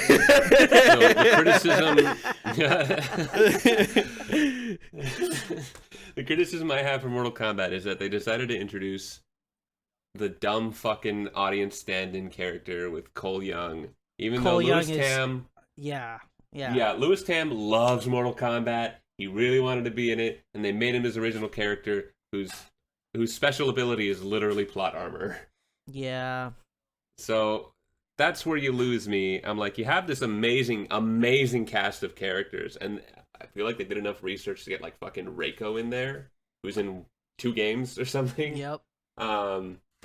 And they, instead of focusing on a character like Liu Kang, who already is the protagonist, or having Johnny Cage be in the first movie, or hell, having Cole Young be Kuai Yang. That is something that was my theory going in. I'm like, this is Sub-Zero's brother, but like, there's some fuckery going on, and he had to move to America or something, and he's gonna take up the mantle once he kills like Bihan or something. Nope, he's just a guy who can fight. So I fully expect that with the second movie that's coming out soon, he gonna die pretty quick, and then I was gonna say, he's probably gonna get offed, fatality'd, hopefully in the first 20 minutes. As somebody who enjoyed it, look, it's not my favorite movie, but I liked it. Right, I thought it was fun if you turned your brain off. Right, if you're looking at the lore, it's kind of an atrocity. Right, but for what it was, and comparing to most video game adaptations, for me, it was on the better side versus on the worst side. You know, like it could have been a lot worse. But I enjoyed it. It was cool. I like seeing some of the characters. I thought they did Kano really awesome. He was. I personally enjoyed him. I think he was the best adapted character in that movie for sure. Yeah. They fucking killed my boy Kung Lao again. Yes, They won't stop doing it. Sick of it, man. It was enjoyable. Cole Young, I think, definitely the movie would have been a lot better without Cole Young. And I mean, like you're saying, I think a lot of people are expecting, seeing that he's 100% coming back for the second movie, that he's probably going to get offed. And like you said, I know the actor's a big fan of Mortal Kombat, so it's like, he's working with what he's given, right? Yeah. So can't blame him too much for it, but still, it's just he's a really good martial arts actor, Louis Tan. Yeah. Wait, I just realized something. Yeah. Mortal Kombat is like Chinese centric, isn't it? For the most part. Kind of. I think. Yeah, I would say a majority of their characters are probably more Chinese than not, but it's kind of like worldwide in a way. There's like maybe I get that. I'm just saying that Chinese, I think maybe the reason I thought that Sub-Zero and Scorpion were Japanese was because they're ninjas. I don't know if that's I just made that connection. I was like, wait, you're saying all these like Chinese names like Lung Kao and whatever, and I was just like, oh wait, Mortal Kombat's like mostly Chinese. I kind of forgot about that. I just saw Ninja and I'm like, yeah, it's Japanese. I mean, the whole thing about the whole thing about Mortal Kombat is like it's a bunch of fighters coming from around the world. Right. The Iron Fist tournament, dude. Yeah. So basically, God, I wish there was a good Tekken movie. That's one that God, the show was cool. I enjoyed the show that they did recently, but there was a Tekken show. Yes, and I actually liked it. Oh, like I thought it was solid. Oh shit, I should check it out. Did anyone seen the Van Damme Street Fighter movie? No. There was a Street Fighter movie? I remember seeing it as a kid. There's a Street Fighter movie. It's incredibly campy. Really? I need to look this up. And Van Damme is so funny in that movie. There's one scene where he like busts an underground crime ring, right, with a big ass tank from like the UN or whatever, and he just like pops out, and all these people are running away from him, and he just with a deadpan kind of goes, "You are all under arrest." What the fuck? Holy shit, it's real. The delivery is ironically the funniest thing in the movie. Yeah. What? I remember watching it as a kid, but I don't remember too much of the show itself. Dog, this looks awful. Yeah. Wasn't there a second one that they did? Wasn't there a Chun-Li specific one? Oh, there's also it's a very famous actor. It was his last movie that he did because his grandkids wanted him to. He played M. Bison. Yeah, I was just looking at M. Bison. He delivers the line that's like, for you, it was the most important day of your life, but for me, it was Tuesday. And it goes so hard. And I think they put it in like every game afterwards. This looks so fucking silly, dude. It's awesome. It's the fight of your life, Street Fighter the movie. It's great. I think you would think that fighting games are the best games to adapt to like movies, but Would you? man, they're really not. Yeah, I wouldn't think so. guess- I would say, in my opinion, I feel like horror games. Yeah, that's what should I was adapt leaning the towards. best, Yeah. Okay. personally. yeah, I feel I like think there's there's a good way more argument for leeway both. that you can kind of mess around with, Mhm. and you can kind of fill in the, I guess, moment to moment action more. I mean, I guess you can do the same with fighting, right? Because you're just Yeah. fighting and have choreographed like scenes and stuff. But I don't know. I guess talking about, I'm gonna make a little quick pivot of horror games with movies. I don't know if any of you guys heard of the movie Barbarian. No. There is a horror movie called Barbarian, came out 2022. Really good. If you like horror movies, cannot recommend it enough. Awesome movie. And the director for that is I don't know, I'm pretty sure it's been confirmed and it's like happening. But he's gonna be directing a reboot of the Resident Evil movie franchise. And I know Resident Evil has a very long Yeah. and storied history with movies. Both I would say mostly bad, with maybe one good, like, decent movie. So it's kind of all over the place, but at least seeing this kind of gives me hope. And I'm hoping, I'm really hoping it like is good, because What do you Resident want out of a Evil good Resident has- Evil movie? Like, tell me that first. Like, why didn't the other ones work for you, and why would this one? What would you want to see out of this one? So I was pretty pumped for Welcome to Raccoonville, the one that came out last, because they were gonna tell stories based off of the game, right? Is that one of the animated ones, or is that live action? No, it's live action. Okay. Their misdoing was that they condensed 3 game plots into one, which really was a mistake. So, I guess to answer your question, Resident Evil has a lot of really cool lore, right? There's a lot of really interesting villains and ideas for like a zombie outbreak that I think could be explored very well through the movie medium, right? And in all of the movie adaptations so far have not explored that yet. You have different versions of Resident Evil that you can explore in terms of like types of horror, but they tend to be, at least the ones that are a lot more lauded in the franchise, tend to be slower, with the, I guess, Resident Evil 4 being the exception there, because that's more of an action style horror game. For me, it's more thriller than horror, really.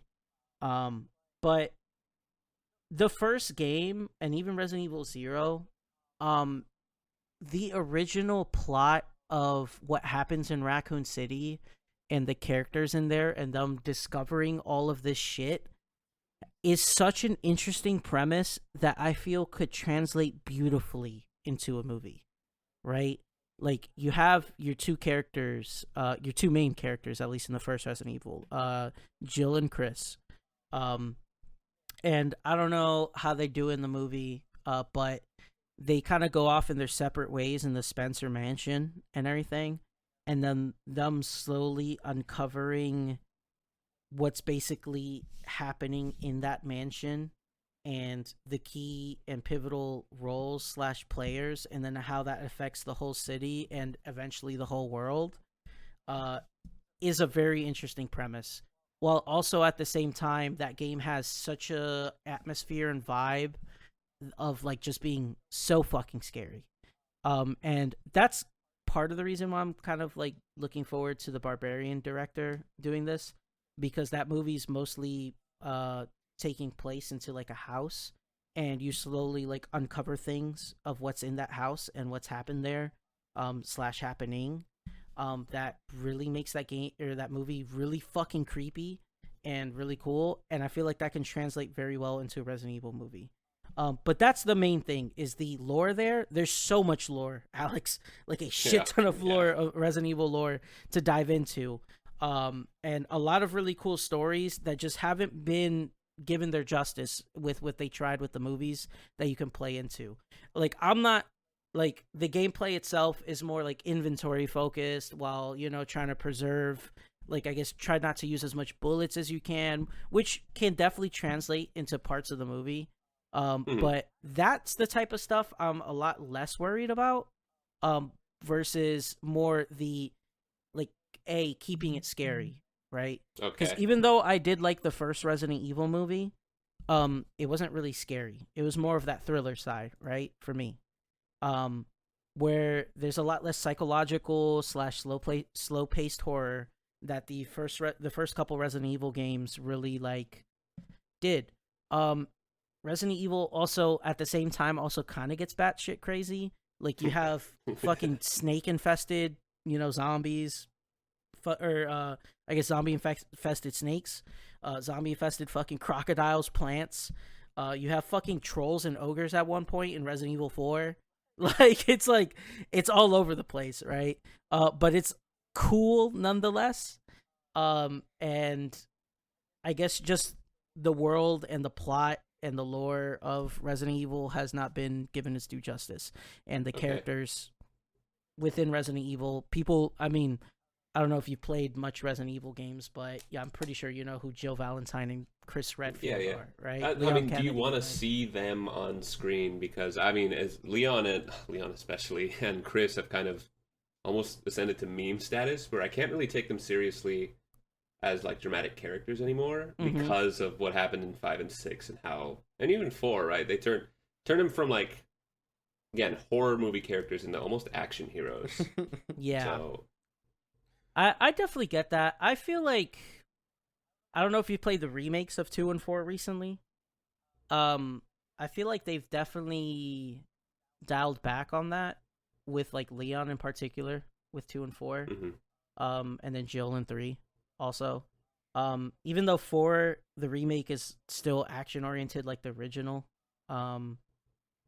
they kind of ground Leon more, and kind of, I guess, because in the original 4, he's more what's the word I'm looking for? He's a lot more like witty, quippy. Yeah. Where's everybody going? Quippy. Bingo.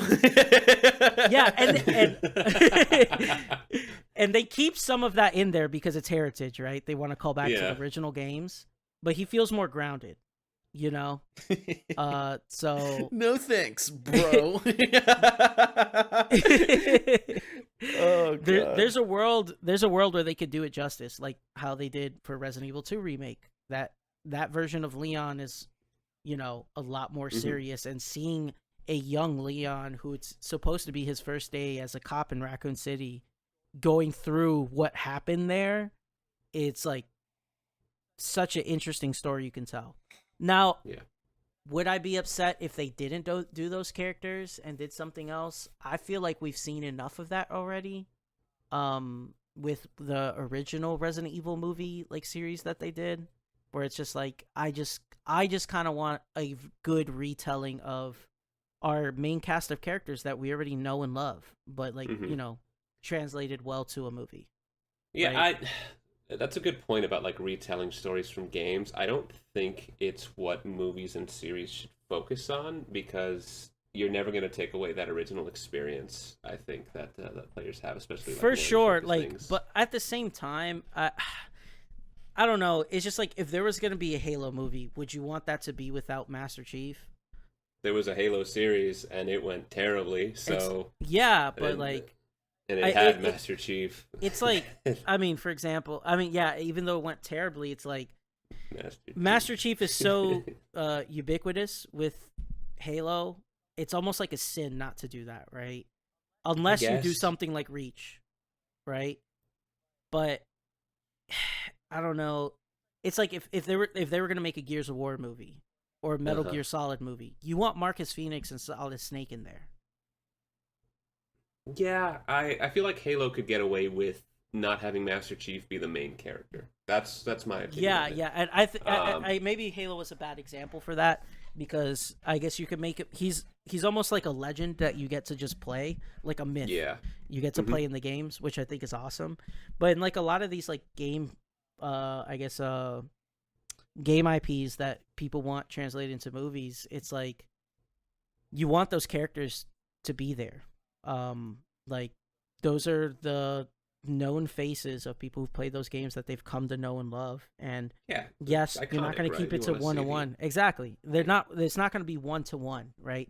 If let's say the director for Barbarian makes a movie based off of the first Resident Evil, I do not expect the story and the lore to stay one to one because they got to change it for to best adapt the movie, right? Mm-hmm.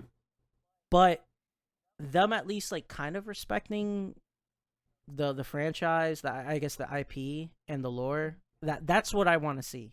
It's just like something to give, or I guess give something to the people who are already fans of the IP, while also being able to bring in new fans. And I think something like, what's a movie that came out recently? Or not even a movie, like a TV show, like Arcane, did something very well, where people who have never played League of Legends love that TV show, right? Yeah. Um, I would love something like that for like Resident Evil, or I mean, even talking about earlier, Gears of War would be sick, right? Yeah. So I feel like there you can do it. It's just a little bit harder to, you know, Yeah, I think to execute. a good way to do it is the way that Fallout did it with the TV show with that one, where it was an entirely new cast of characters that still moved the setting forward in a way, or the plot forward in a way, but use their associations with like important groups. For example, you had a Brotherhood of Steel soldier, you had a Vault Dweller, and then more like a Common Wastelander, where you can identify them as being part of this world, but they still have their own adventure. But even then, there is some like parallel to what's happening in the games, right? Where Lucy, the main character of the Fallout show, is looking for her dad, just like in Fallout 3, right? Bethesda's title, or like Fallout 4, where you're looking for your son that's gone missing. So that's where I'd maybe want to see series go if they were going to adapt games, where they're like, yeah, these are very similar conflicts to what you as a player went through, but let's use it to explore the universe instead and kind of tell a new fun story in that universe. So I can see that. yeah, adapting it one to one It's almost never gonna work. It's never going to work, or it's going to be incredibly difficult. I feel like with Halo it could have worked, actually. We're going to go back to that real quick. The issue was that there is tons and tons and tons of source material that you could go off of that tells Master Chief's story, and they used none of it at all and decided to just make their own story. And I got a common speculation is that they got a team of writers that wanted to tell their own science fiction story and joined the project because there would be some name recognition behind it, so their project wouldn't immediately fail. And then they just took what they could and like kind of made this monster that was the Halo TV Weasels. show. It's annoying, right? And I think fans of The Witcher probably sympathize as well, where those they didn't even adapt the games in The Witcher show. They adapted the books, and those are like written and established, and they play very loosely with those books. So it's just like faithfulness to the source material is key to what you're making, but it doesn't necessarily mean you have to do it one to one. There just has to be respect for the world you're working with and an understanding as to why people enjoy it. With Halo, they didn't get it. They just thought he's a green guy in a suit, and then they took off his helmet in the first episode, which is like sacrilege, right? Yeah. I'm not 100% against that. I guess if you got to give him a face, that's fine. But there also needs to be a point where you're going, this is a guy who is famous because he's an armored super soldier. Stop taking him out of the armor. They were trying to do the like Iron Man 3 thing where they're like, oh, but what is he without the armor? It's like, who fucking... Still a super soldier. We know that. He can just as well like convey his emotions and dialogue through the suit. And hell, if he isn't, then that's like, why is he your guy then? There are actors who have been able to convey a full range of character through like a very restrictive costume, any like creature or character actor.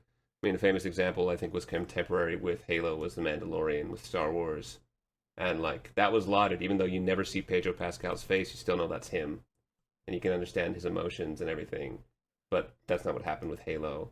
where again they wanted FaceTime on it because they didn't trust that the guy could act inside the suit. So it's annoying.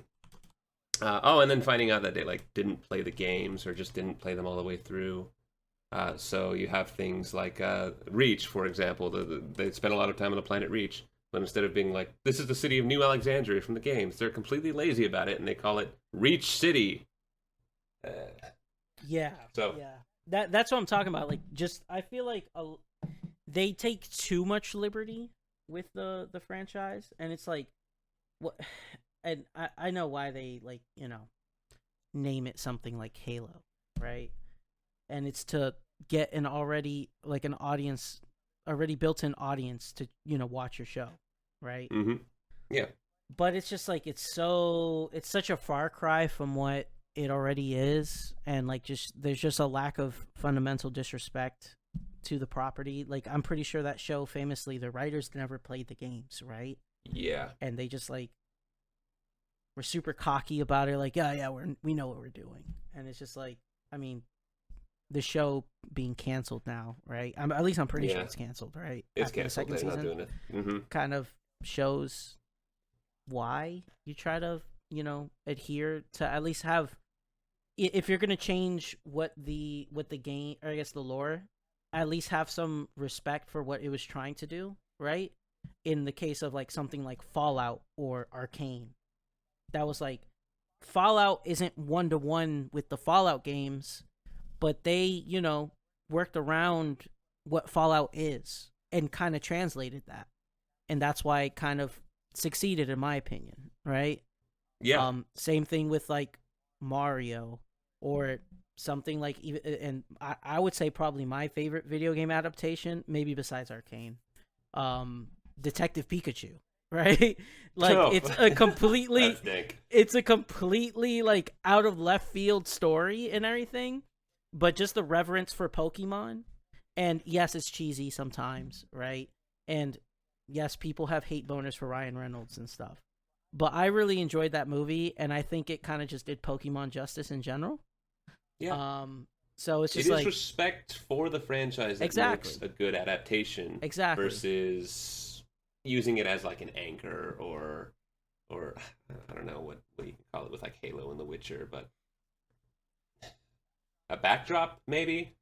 Yeah. Right? Is that dressing? It's annoying. So, So I've got a question.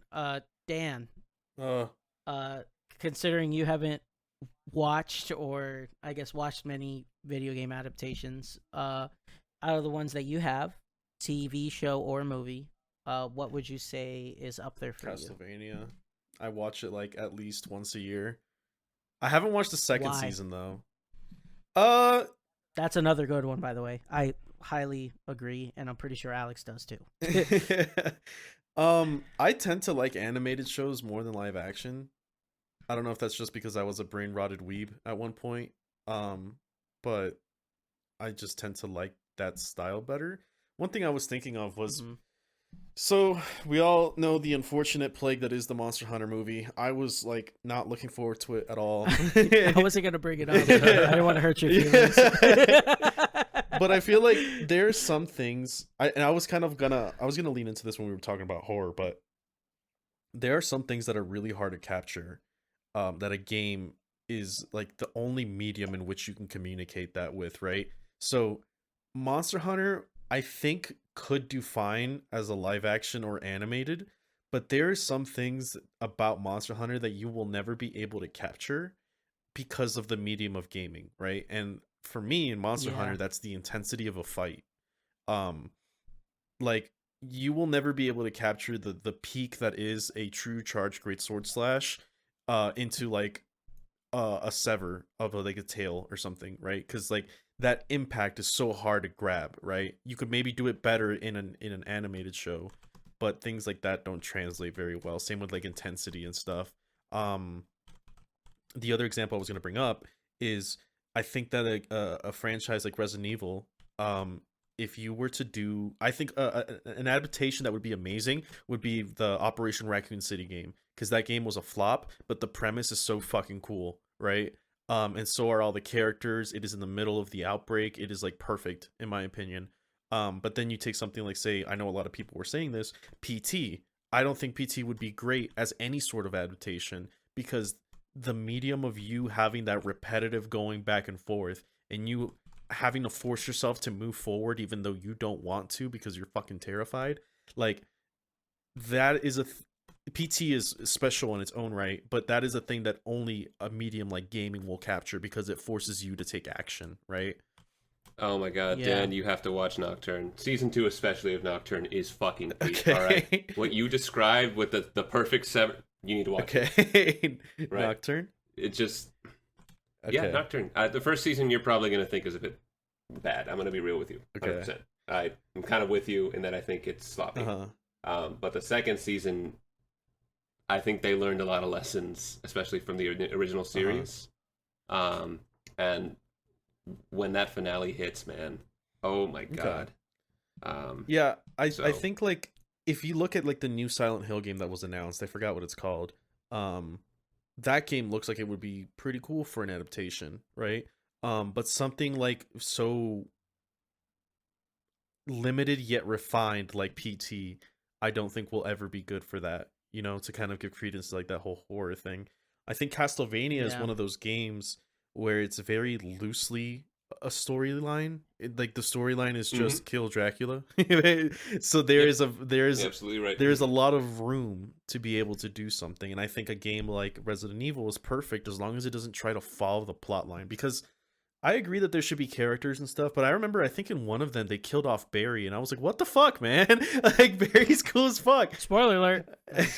Yeah. And I just think like when you try to put a face to something that already exists and that you recognize and then you do it like a complete 180 of what it should be, it's just like what are we going for here? You know what I mean? And Resident Evil is so tied to its characters that I think that it would be a better use of its time, I guess, to separate those characters from the game. That's why I think the first one was so good, because like Alice was a new character and there was very, very little tie-in between the characters that already exist in the universe. I felt like once they started bringing those in and then subverting expectations is when those movies started to go to shit, bar all of its other problems, you know what I mean? So I don't know. I don't, I just feel like Castlevania is up there for me because it takes the Alucard line, not Alucard line, what the fuck am I talking about? The Belmont line is defined, but not to a point where you have an expectation of how they should act, right? So like Trevor was perfect. Trevor's like the fucking coolest character ever. Trevor was perfect because he was like a moldable character and you were able to like make him into what you needed because he doesn't have like defined expectations, you know what I mean?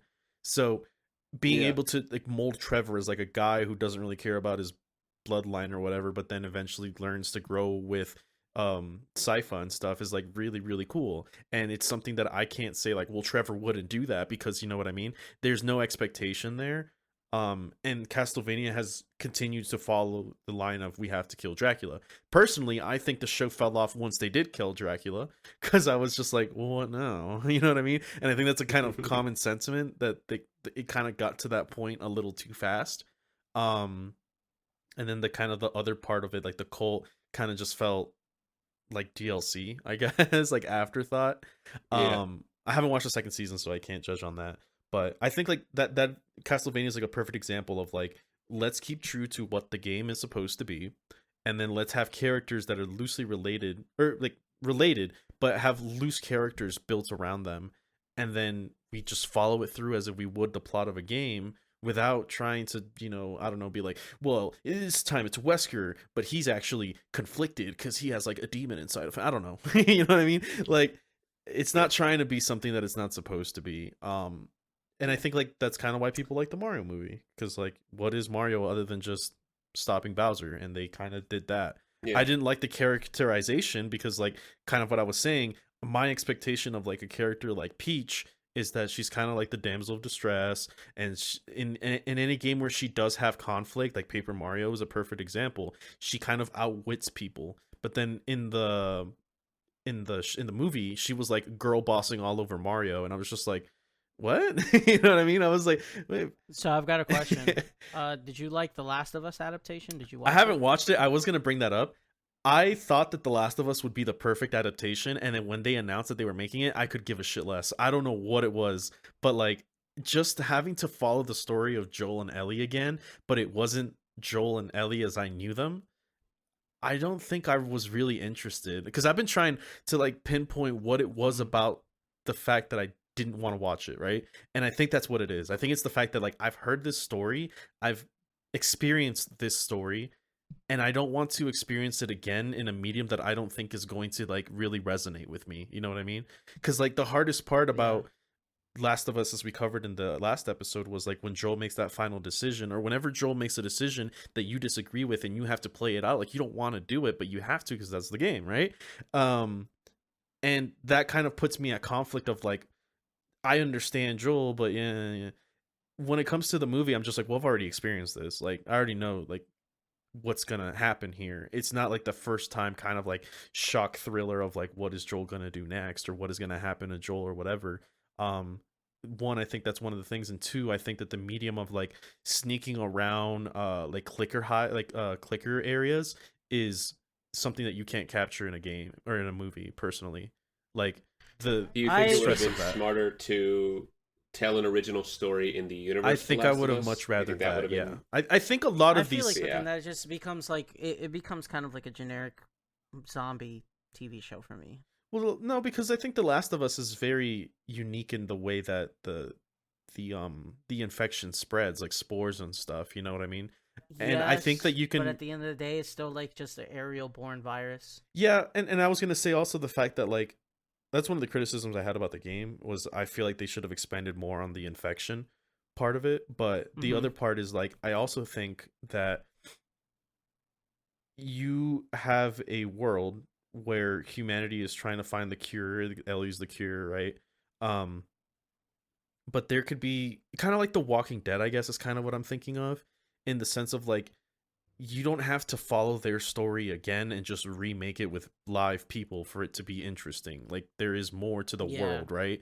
And while it could be generic zombie whatever that you might think, I think like the thing that makes The Last of Us really stand out is the conflict in its story, right? Like the fact that kind of like I mentioned, the thing that sticks out to me the most is the decisions that Joel makes that you don't agree with, but you understand, right? A lot of that is what drives The Last of Us forward. Is like a conflict of interest.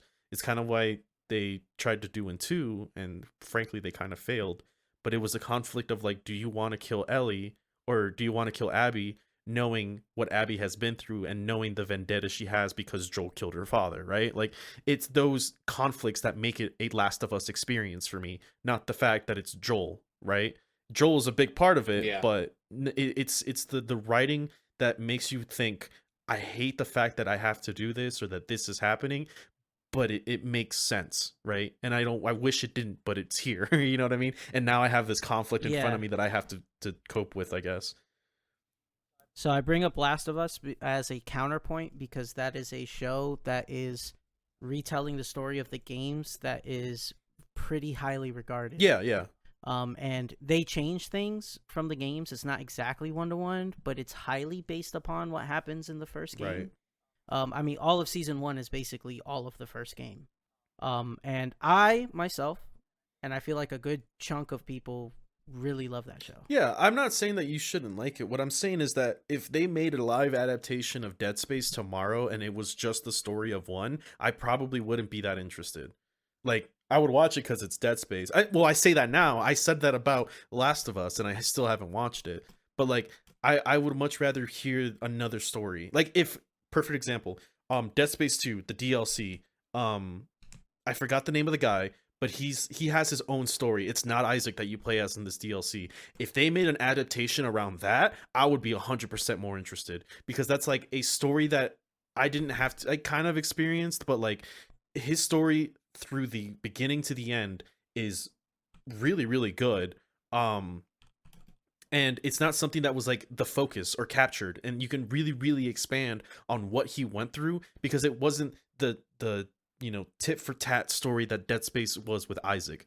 Like I know what Isaac's gonna do, right? Like I know who Isaac is. If they stray away Yeah. from Isaac, I probably won't like it as much.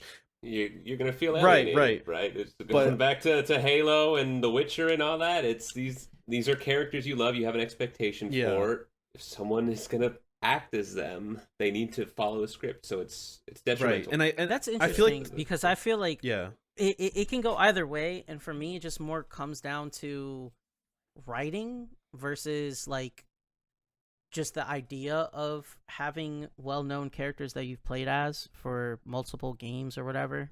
Um, I mean, for example, I brought up The Last of Us, another one that even though it's not a story-based game, there's a lot of lore, and you do get a lot of snippets of how the character is in game Arcane, right?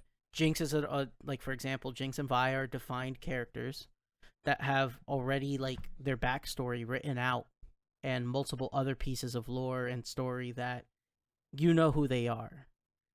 Yet something like Arcane and The Last of Us is able to retell a lot of those stories that are still like people who are a fan of those franchises or those characters still can like enjoy the show. Yeah. Like it's not one to one, and that's what makes it kind of interesting is what they do change. Like at least for The Last of Us, that's how I felt. Like what they did change, whether I liked it or not, like some of the changes.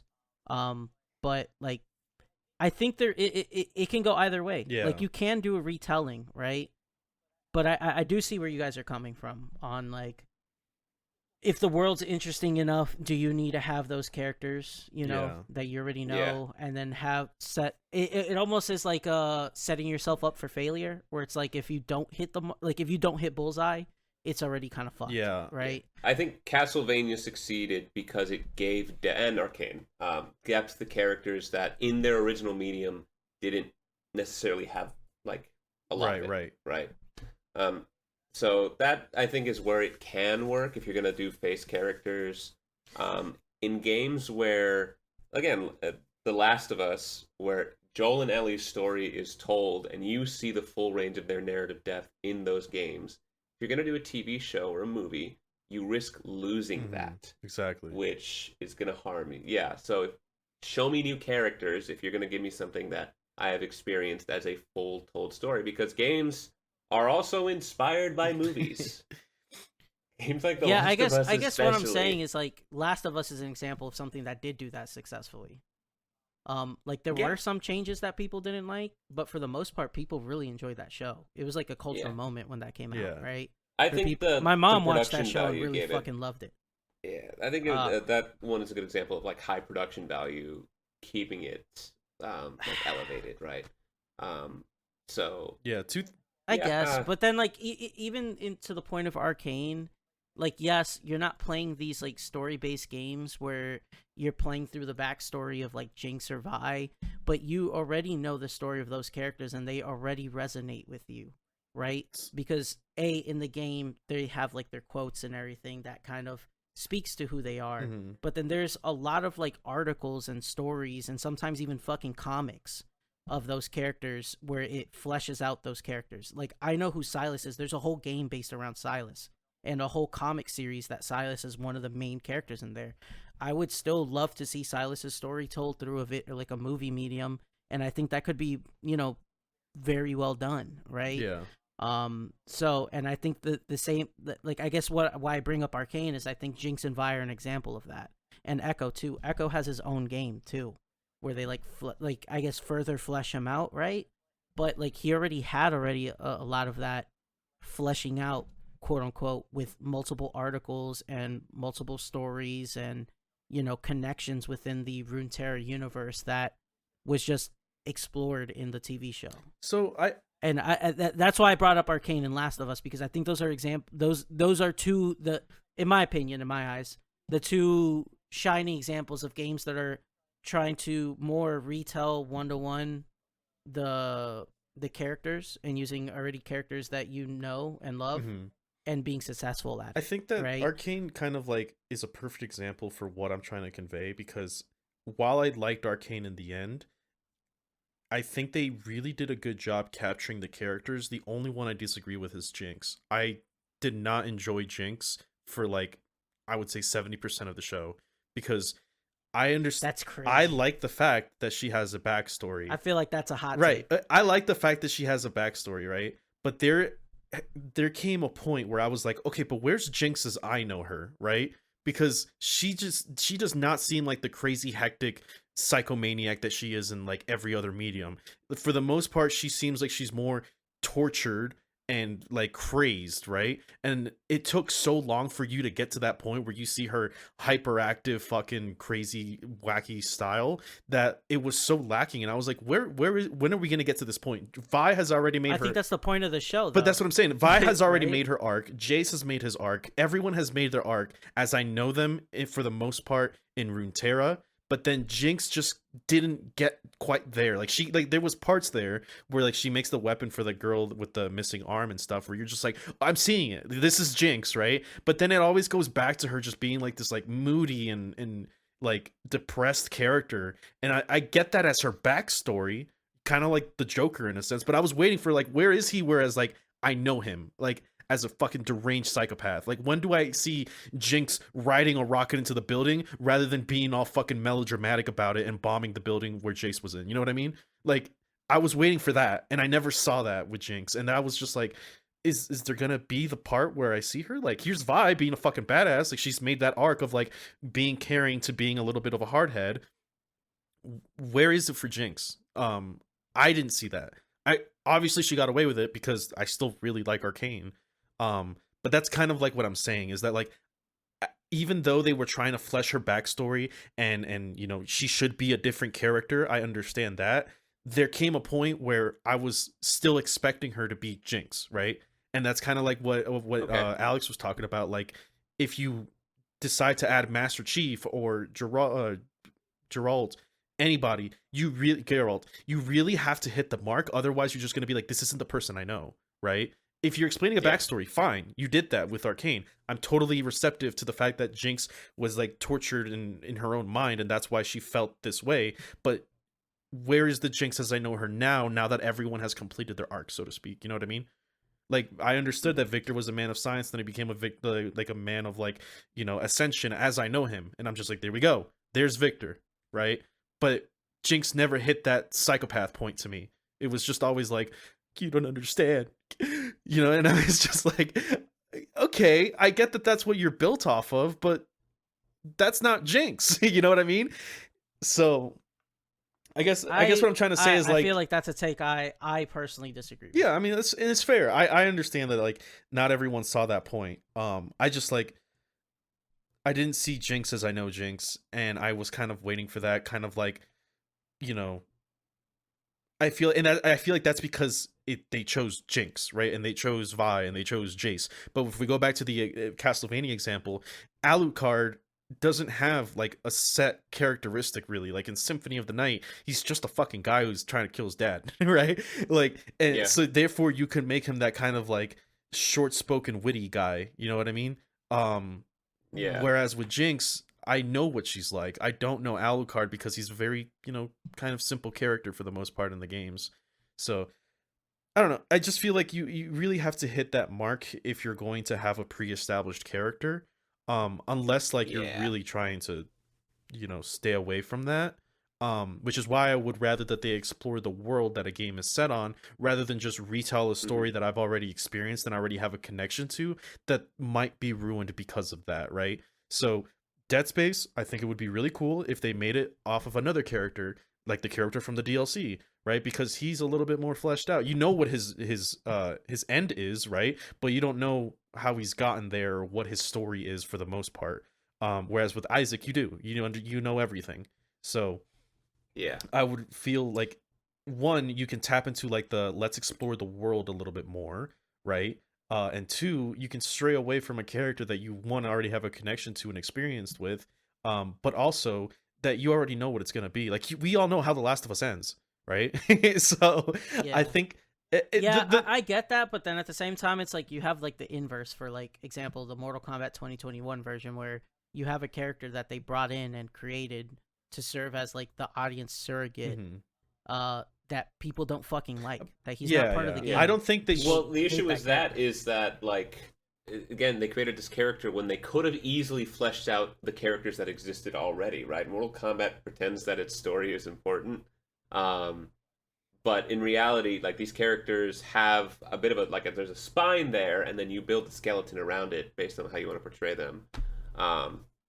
So them needing to create a new character to justify the world existing was Yeah. it was a dumb idea Mhm. because the characters that were there were fine as they are. Some adaptations give them a bit of depth, but for the most part, it's just to string one fight to the next one and teach you how to play these characters. So, yeah, if you want to make, again, a show that has face characters, those face characters should not have a huge amount of depth from the game. Because, again, you will, if you don't meet that standard 100%, you're gonna make them seem flat, right? Like why would you want a Red Dead movie about John Marston when you've done John Marston's story all the way through, right? Or Arthur Morgan or whoever. And I mean, I think Red Dead's a really bad title to make a movie because it is a movie game pretty much. You're playing like the cowboy experience. So I think a lot of like the adaptations, in my opinion, is that I see it as a delivery method to deliver a story that already exists to the normies, right? Like it's the normie distribution system. Like you mentioned your mom watching Last of Us. Like I'm pretty sure my dad has watched fucking some game adaptation that he didn't know about. Like I think that's kind of what it serves its purpose for, and that's why I also choose not to engage with it. Like if they made like a BioShock live action, it would be cool as shit, but I really wouldn't like care. I think I'd be like, cool, look at how the Big Daddy looks in real life. But I already know last or BioShock. I had the experience of like the shock of Atlas mind controlling people with the verses and stuff. Like it is there for somebody who would not have otherwise played the game to be able to experience the game. And I'm sure for somebody who saw The Last of Us for the first time, it was just as mind blowing as when I played it for the first time, right? I would argue. So I've got a question. Do you feel the same way about like book adaptations too? I hate reading, so I don't know. I genuinely hate to read. Yo, look, I don't have the That explains. I don't have the patience. I don't have the patience to sit down and watch a movie. What makes you think I'm gonna flip through a fucking book, man? No, I can't do it. I don't. I wish I could draw that. I think my answer would be yes. I think I would feel the same way. The difference being that like one is more visual, where the other one is more creative. So maybe there's a little bit more reason to bring something to light, because maybe the way that you saw something, like say I read the Hunger Games and then I watched the movie and I was like, this isn't how I imagined it, but yeah, like I could see this being the way that it was. yeah. I think that you are introducing a new medium, whereas with movies versus games, I feel like you're kind of taking away the interaction that you would have, which is why I feel like something like PT is better as a game than it would be a movie, right? I hardly think that something that is a game would be better as a movie for the most part. Maybe I would love to see an example of it, but a lot of what video games do is the interaction between you and the experience. This is why I like playing games more than I like watching movies or reading books, because I would much rather carve my own experience out of something than just watch somebody do it and be like, wow, that's interesting. You know what I mean? So now I've got a question. Would you not think Balatro would be an amazing? Shut the no, fuck sorry. up. I was just about to say too. I was like, imagine a Tetris I will movie. say there is one thing I think, at least off the top of my head, would be a better movie than a game if they kept a lot of what the game is, and that's mouthwashing, because the worst parts of that game is the actual gameplay. I was gonna say, like, I think, and I unironically think that would be one that would be better served as a movie with a pretty decent budget. I was gonna say that I think that like the games that would be better as movies is one that either like follows something like mouthwashing, right? Like I think that something like Silent Hill would be awesome. You would take away a lot of the aspects of like your own fear and stress driving you forward, but having to overcome that. Kind of like something like Outlast. Like if you were to play Outlast, the scary part is knowing, am I safe to move, right? But that's also where you get the enjoyment of the game. The other thing that I think is that I don't know, because horror movies are already like that's a good genre, right? And like just exploring the world of like, let's say Outlast in a horror movie setting, you can still experience a lot of stress and a lot of fear. Yeah. Like you do with other horror movies. Yeah. So I don't think, in my opinion, I don't think that's a good point. I think that... Do you think Darkest Dungeon would be a good animated series? Animated, yes. I don't know about live action. Yeah. No, I think it has to be animated because Dark Style's so iconic. Like that's my The rule. thing about the Outlast example, Mike, is that I think that a game that has a little bit more I don't know, characterization is something like Resident Evil horror is better than Outlast horror, because for me, when I play a game like Outlast, it's about me making the choice to The move. moment to moment. Yes, like me being like, Yeah. am I safe? What's around the corner? I don't know. Yes, you can convey that through a movie, but me having to make that choice and know that my quote unquote life is on the line is what makes it so good, right? Not the fact that some guy on a screen is having to make that choice. And like, I just feel like you controlling the character in that tight little confines of your camera is what makes the game so scary, because now I have to be the one to make that decision, right? Not the character on the screen, whether I know that he might or not, maybe. I don't know.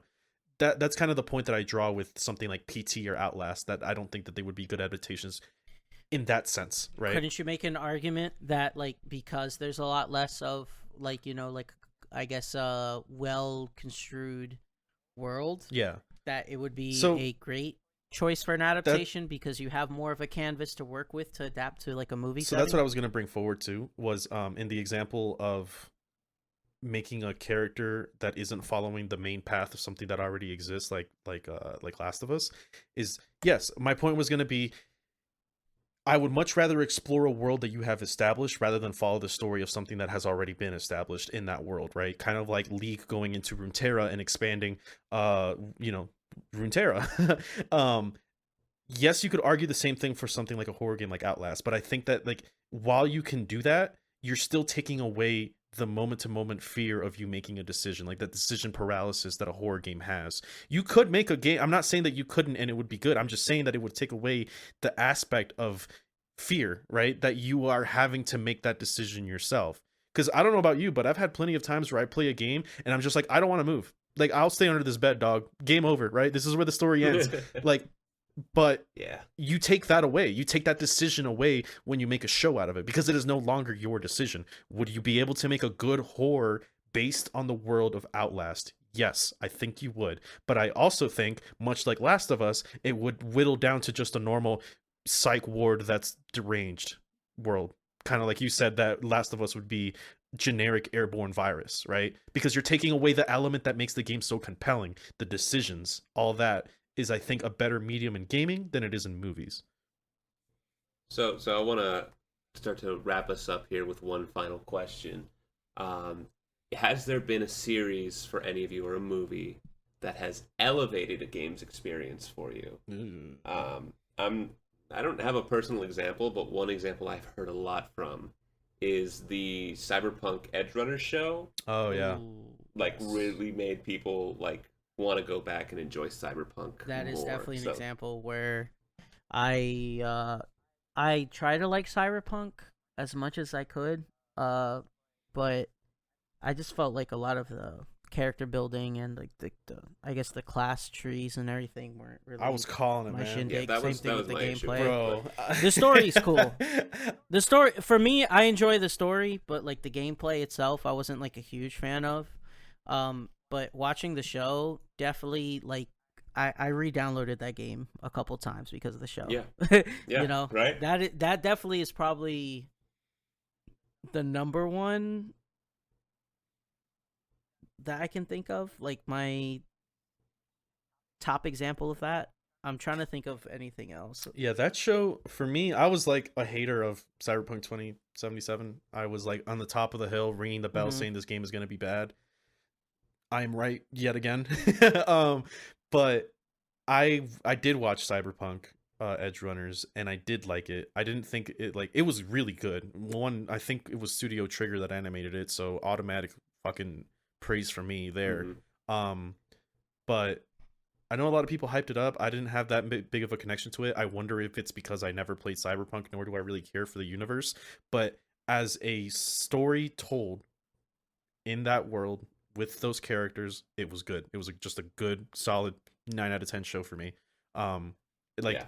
I didn't need the game to make that good for me. You know what I mean? And I think that if I was to play the game, it would actually make it worse because now I came That's fair. into Cyberpunk through the Edge Runners anime and not through the game, Mhm. and the game would only divert the expectations that I have for something like Edge Runners. So I would say Castlevania would be the one for me because it Castlevania. yeah, I mean, it really just elevated a Great game example. Me that too.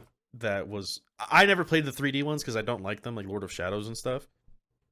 Oh yeah, But yeah, completely different continuity. yeah, too. yeah, I am a true Castlevania 2D exploring game boy, and I think that it just made everything that I would have wanted out of Castlevania into a show. Right? It was the same plot line: kill Dracula, going through the castle, killing the vampires, story with the vampires that isn't actually there in the games that expanded on the world and what Dracula is trying to do. Right? Um, as well as like showing the citizenry more than just starting off in the castle and exploring the massive castle. It was more of them getting ready to get into the castle. Yeah. So one scene I want to say in the vein of Castlevania that really like stuck out to me because I watched the anime is you've played Symphony of the Night, right? I'm assuming. Parts and bits of it. I don't remember much of it, but I did play it. So I'm sure you know the gimmick where it's not really a gimmick. It's fucking cool as hell. Where after you beat the castle, so to speak, if you explored enough, you get a upside down castle, which is the map flipped upside down, right? And one of the boss encounters in the upside down castle are clones of Sypha and Trevor that you have to fight as Alucard, right? So that for me was like, oh fuck, I know who these characters are. So like having to face them in their zombie form. Also, Grant from Castlevania 3 is there. He's not in the show, but I'm gonna pretend he doesn't exist like everyone else does. But yeah, I think that's an important like way you can elevate your game is by giving. It always goes back to giving depth to characters without them. Yeah, but, I think so. I kind of got like kind of two examples, I guess. One would be maybe not to the extent of something like Castlevania, but Detective Pikachu made me play Pokemon. Yeah, but you were already like a huge Pokemon head before. I know, but I went back in and played like 3 different Pokemon games in a row. And then also, I am not a huge I like Nintendo games, but I'm not like a Nintendo fanatic. I didn't really grow up with many Nintendo games besides Pokemon. But the Mario movie made me want a like Nintendo universe, like, movie universe, where I would be like, it would be cool to see Star Fox or, Legend of Zelda, things that, I'm not a huge fan of, that I didn't really wish for before, but watching the Mario movie, I was like, I would probably enjoy, if it was this type of quality, I would enjoy watching those. Yeah. So. Well, good news. You got a Zelda movie on the way. Oh, really? Actually? Yeah. I forget I think they're doing live action. I don't know how that's going to play out, man. I'm a little worried. I'm worried about them making like a Metroid adaptation because I was just like, man, the whole point of Samus is that Metroid would be cool. The world of Metroid would be fucking incredible. Same with Samus, but and Samus is a quiet character, so you do have the benefit of building onto her. But that's also what makes her so fucking badass is that she doesn't talk. Like she's just like, especially in Dread, they made her have such like body confidence. Like you can tell that she's just like fucking this thing up. There's like one part where you're fighting the first boss that kind of turns invisible, where when you're about to execute it, you see Samus kind of like tilting her head and walking around it, like squaring it up, and I'm just like, God, she didn't have to say anything for me to just be like, God, this bitch is about to fuck him up. Like she's about to, like, she's showing her skill just through her body, just through the way that she walks, the way she carries herself, man. So like having to hear Samus say some quippy shit is probably gonna ruin it for me, because I kind of like the fact that you see her language is how she moves and how her body is kind of like expressing that to you through body language. She doesn't have to be quippy, man. But you know that they will, dude. You know they will. Like I don't trust Nintendo to, or anyone to copy a Metroid franchise. The people who made the game, yeah. I don't. No, because Nintendo outsources Metroid. First of all, fuck you, right? It's Retro Studios that makes it. Yes, okay. That's the whole reason Metroid 4 got delayed. Nintendo was taking it, and then they said, honestly, this is shit. We're gonna restart it, and we're gonna give it to another studio. That is the whole reason Metroid 4 is taking so long, right? I think that anybody who picks up to create the movie is gonna be like, well, it's Nintendo, so But like Metroid is a very serious universe for the most part. It is very, very like established to not be like your normal fucking Nintendo title. It is like not that, right? So I'm worried that they'll make it that. I've got a follow-up question. Is there one that you're looking forward to, or you would like to Warhammer be universe. made into a TV show or a Oh yeah, movie? Henry Yeah, Cavill. the Henry Cavill one. I will say, Yeah, I mean, shoot, talking like watching that Secret Level episode, I was like, damn, bro, this shit would go hard. Yeah. Like if this is an So, actual show. Or that's movie, a good point right? too, because I don't think that they needed to include Titus for that to be good, right? And Yeah. Yet he was in there, and it was still. and it good. was right. Fuck. But but what I'm seeing a lot of people talk about is that they want to make it after Inquisitor Eisenhorn, and I'm just like, but the universe is so big, man. This is the potential for you to make something like a character that is wholly unique. yeah. In the So universe. for example, Yeah. the Dawn of War games, right, have an entire new chapter that never existed before, right? And because the games were so good, they followed chapter master Gabriel Elangelos, and now they're like a fan favorite chapter, the Blood Ravens, right? So much so Yeah, that they right. got added to the Space Marine 2.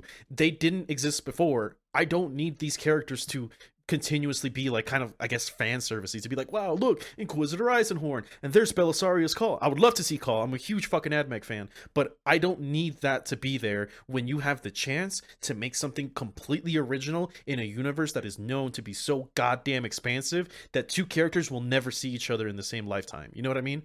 Like, I don't want this to be squandered by having to go for a titular named character, you know. And Warhammer's a perfect example of it because they continuously add new characters. Like in Bolt Gun, there's not Kato Sicarius, Malium Kaido. Malium Kaido is now a huge fan. Yeah, he's now a huge fan favorite because everyone's like, you don't fuck with a named Ultramarine. You just don't, right? Like they have like the highest plot armor in any franchise. And you can do that again. You can make the next Malum Kaido. You can make the next Gabriel Elangelos. You have the opportunity. Don't squander it by having to flesh out a character like Eisenhorn, who already has like 7 fucking books, right? And I say that as somebody who would Well, I also think like that can be to Warhammer's benefit. It could. Though, I'm just saying that the because, opportunity yeah. is there for you to do something that isn't there. You know what I mean? Like to continuously push that. I think they need to. Warhammer's such a big universe that you need a character that can experience it, right? Or do an anthology, which I think is maybe the safer Yeah. bet. But if you want to do like a series where people can follow a character beginning to end as they survive in the Warhammer universe, Eisenhorn's not. He's the not. Worst No, he's not. choice. He's not. I'm just saying I would rather see something original, especially as an Inquisitor. Like he's Yeah, gonna like be I- everywhere. So Yeah, I like, for example, I like the Gaunt's Ghost Yeah, books, right? But those would be really bad to adapt because they show like one facet of Warhammer's universe, which is just like the Imperial Guard in their life, which is still Yeah. cool. You're also gonna lose people who aren't really interested in like the Imperium or the Astra Militarum too much. So because of how like they fight chaos for the most part in those books. That's and one thing about that I it. think. So, That's why I would be okay if it was an Inquisitor, a generic Inquisitor. If it has to be Eisenhorn, fine, right? But an Inquisitor is unfortunately the best medium in which to experience everything that captures Warhammer, right? Because or Rogue Trader. I feel like that'd be yeah, a yeah, choice too. because I know a lot of people were like, oh, it's just going to be a show about the Imperium. No shit. Like, I'm sorry. Like, I don't like the Imperium either, but it is going to be what it has to be, right? Like, and if you're going to choose the Imperium, don't choose, like, an Ultramarine that's in the middle of the Damocles Crusade or something, right? Because now you're limiting yourself to maybe only Orcs and Tau. Or Tyranids as well. But if you're an Inquisitor, right, who's, like, part of, like, the Ordo Xenos or something, that is, not Ordo Xenos. Fuck, I forgot the name of it. But the ones that just generically kill heretics. You could also have like, okay, well, this guy's part of like I think it's Ordo Heretica and then the Ordo Xenos, 2 Inquisitors that are at odds with each other, maybe on the ways as they try to do things. Whether it's like, they don't trust their methods as opposed to the other Inquisitors' methods, but because these 2 people are both Inquisitors but both dealing with different aspects of the Inquisition, now you can rope in things like Tyranids and Chaos, right? Even though they normally wouldn't combine. Things like that. It's a great like set dressing and character having a backstory to tie in the rest of the universe rather than being it's Imperium, obviously they hate Chaos is the main enemy, that's all you'll ever see in this huge universe because you chose an Ultramarine or something and he's in the middle of this crusade specifically against Chaos. An Inquisitor would be able to capture everything better, right? I just don't want it to be a named character personally because I want it to be original, right? So Yeah, I think it'd be like ridiculous even if they tried to do something like Horus Heresy or the God. Primarchs, right? I don't think you even show a Primarch outside of like a I think it would painting. be cool. So, I think it would be Basically. cool if they did the yeah. Horus Heresy, right? Because that is like the most established thing in the universe. Like you can't fuck it up, right? If you follow the books, you cannot. There is like 40 something books describing on how this went down. There is very little room to fuck it up. It is the safest bet to do, and it's like the most pivotal event in the universe that somebody getting into the franchise should know, even if they don't like the Imperium. I think it's I'm gonna counterpoint you right there. How many books? 40? something. That is too much to fuck up, my Yeah, friend. it's We want them to be faithful to one, and like I like Henry Cavill. I also understand that he's an actor and not exactly like a veteran showrunner. So they're gonna get Amazon guys who are, will have experience in the field and will want to make a successful product, but they also want to make a palatable product. Yeah. Right? Like, yeah, make an argument. Oh, normies shouldn't be watching this, but it's no, Amazon. It yeah. is the biggest. What I mean by the books is that like company you in the have world. you have a timeline of which to take information from, right? Like there is Mhm. no room of like deviation on the events that happened, and you really shouldn't fuck it up with Warhammer fans because they will bitch about anything. So like here is Man, a I don't. guideline that specifically step by step, book for book, tells you the yes, the very detailed version of it, but it does give you like an overall consensus of how these events played out, right? And that would be a great way for you to grab something rather than having to pull like a Lord of the Rings where the books are also expansive, but they had to cut out a lot of content on the movies, right? It was still a good movie. It was an amazing movie. I've never watched it, so I really can't speak personally. But people say that it was an amazing movie, and It's they great. I Yeah, love it. guys, for that. I've I never know. seen it. Well, I hear amazing things about Lord of the Rings and that they cut out a lot of content, but it was still good because the general consensus was there. I think the same thing could apply Yeah. to Warhammer, even though it is 40 something books, because I don't believe at any point in the Lord of the Rings that they strayed from things that were in the book. They just took things out, but continuously through the books, everything was still there, right? So, Alex, what did you have that you would like to see or excited for? So I'm really eager for Fallout Season 2 because they're going to New Vegas, and I'm also super cautious because I love New Vegas, right? Yeah. So like they did a good job portraying You're the world wary. of Fallout in the first season. I'm also aware that they were fast and loose with the lore a little bit, Mm-hmm. right? And it wasn't that big of an issue.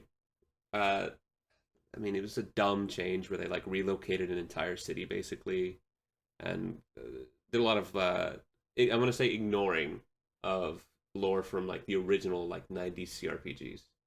Um, Fallout New Vegas is probably the most beloved game in the franchise. The setting is on the show is now going to be in New Vegas. We have seen set leaks and photos, and like thematically, visually, it looks like the game, which is awesome. They need to do that. We also need to be aware that they have, and instead of going to this is now a story told in the Fallout universe separate from your players, they now are going into a territory which has to directly acknowledge the actions of the player, which is dangerous because Yeah. Fallout New Vegas it prides itself on its like multitude of endings and choices around factions and characters. So fingers crossed they do it in a satisfying way. I'm also going to acknowledge that it's going to piss a lot of people off no matter what they do. So, and games I'd like to see that I think would actually be really cool as a show or movie, Half-Life.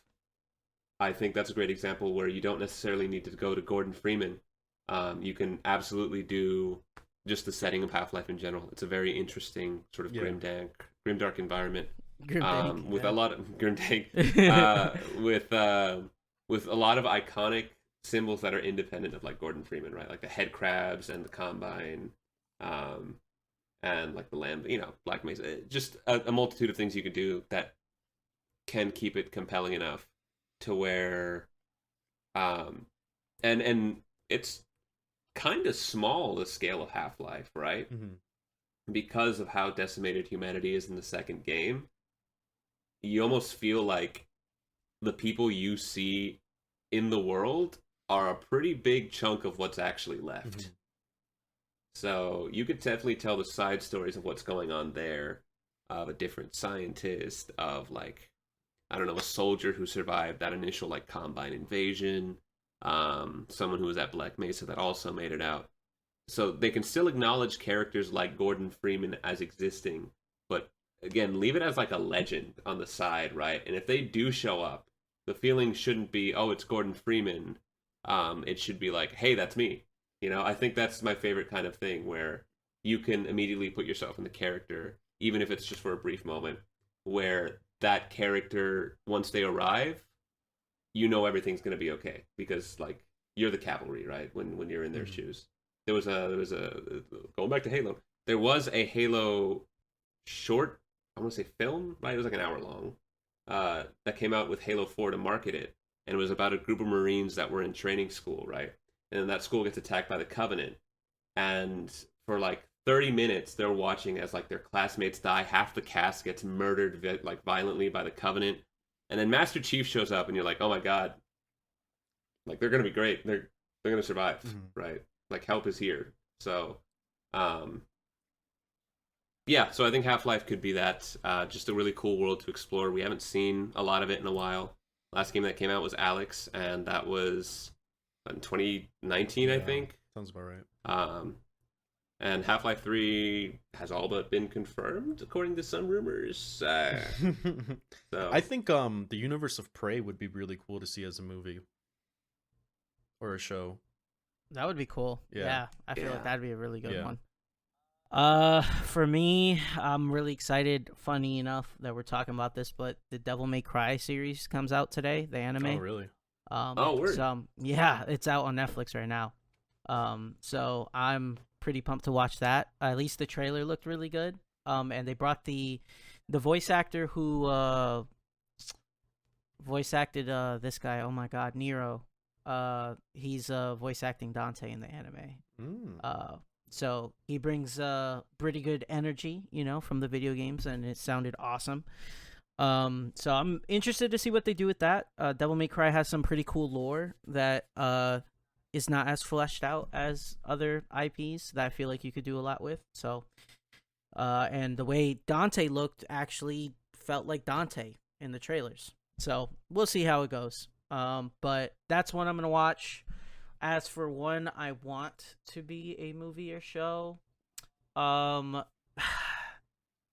feel like, I guess in the aspect that you guys are saying, where the world is more like the world of the IP is more important than like key characters, I feel like Elden Ring is a very good option for that, because there's a lot of like lore and story to that world that it would be kind of hard to make a tarnished main character, but you could explore that world very well, and key events or like key parts of that world that I think are interesting. I mean, there's a whole YouTube channel dedicated to From Software lore, as you know. Vati Video. Yeah, our Shout boy. out. Yeah, exactly. So there's a lot of shit to work with, right? That you can make it work. And like, not just Elden Ring, Dark Souls, or like Bloodborne, or fucking Sekiro. They do a lot of cool shit with their games. So I just feel Elden Ring's a little bit more poised. I mean, they had fucking George R.R. Martin write the whole history of the world. So Did he finish it? I don't know. I think Armored Core would be an awesome universe too, going into From Software. We saw a little sneak peek with the secret levels, and it was really good. Yeah. You know what would also be a fucking killer animated series? Concord. This guy. It's one to die for. I want excited Space for Jam Concord with too, LeBron guys. James. Space Jam with Anyways, Vampire the Masquerade just was one final like. Oh, note that'd be there. cool. I think I actually universe have would be that really installed. I need to play that game. Yeah. I heard it's very good. I feel like it's a game I'd really like. So, Mega Man Battle got Network. that recently. Probably The game will play Michael that will never soon. play. I'll Mega play through Man. that soon. There's a Mega probably Man play movie, Mega no? Is there? I don't know. No, yeah, no, there's a Mega Anyways, Man anime. That's how good that game is. They made an anime for it. that's gonna be it for this episode. If you want to reach out to us, you can find us on any social media with the handle @TheBonfireNexus. If you want to email us. You can email us at thebonfirenexus@gmail.com. And any questions or topics you want us to, cover or discuss, feel free to send them there. Anyways, thanks for joining us, and see you next time. Bye bye. See you next time.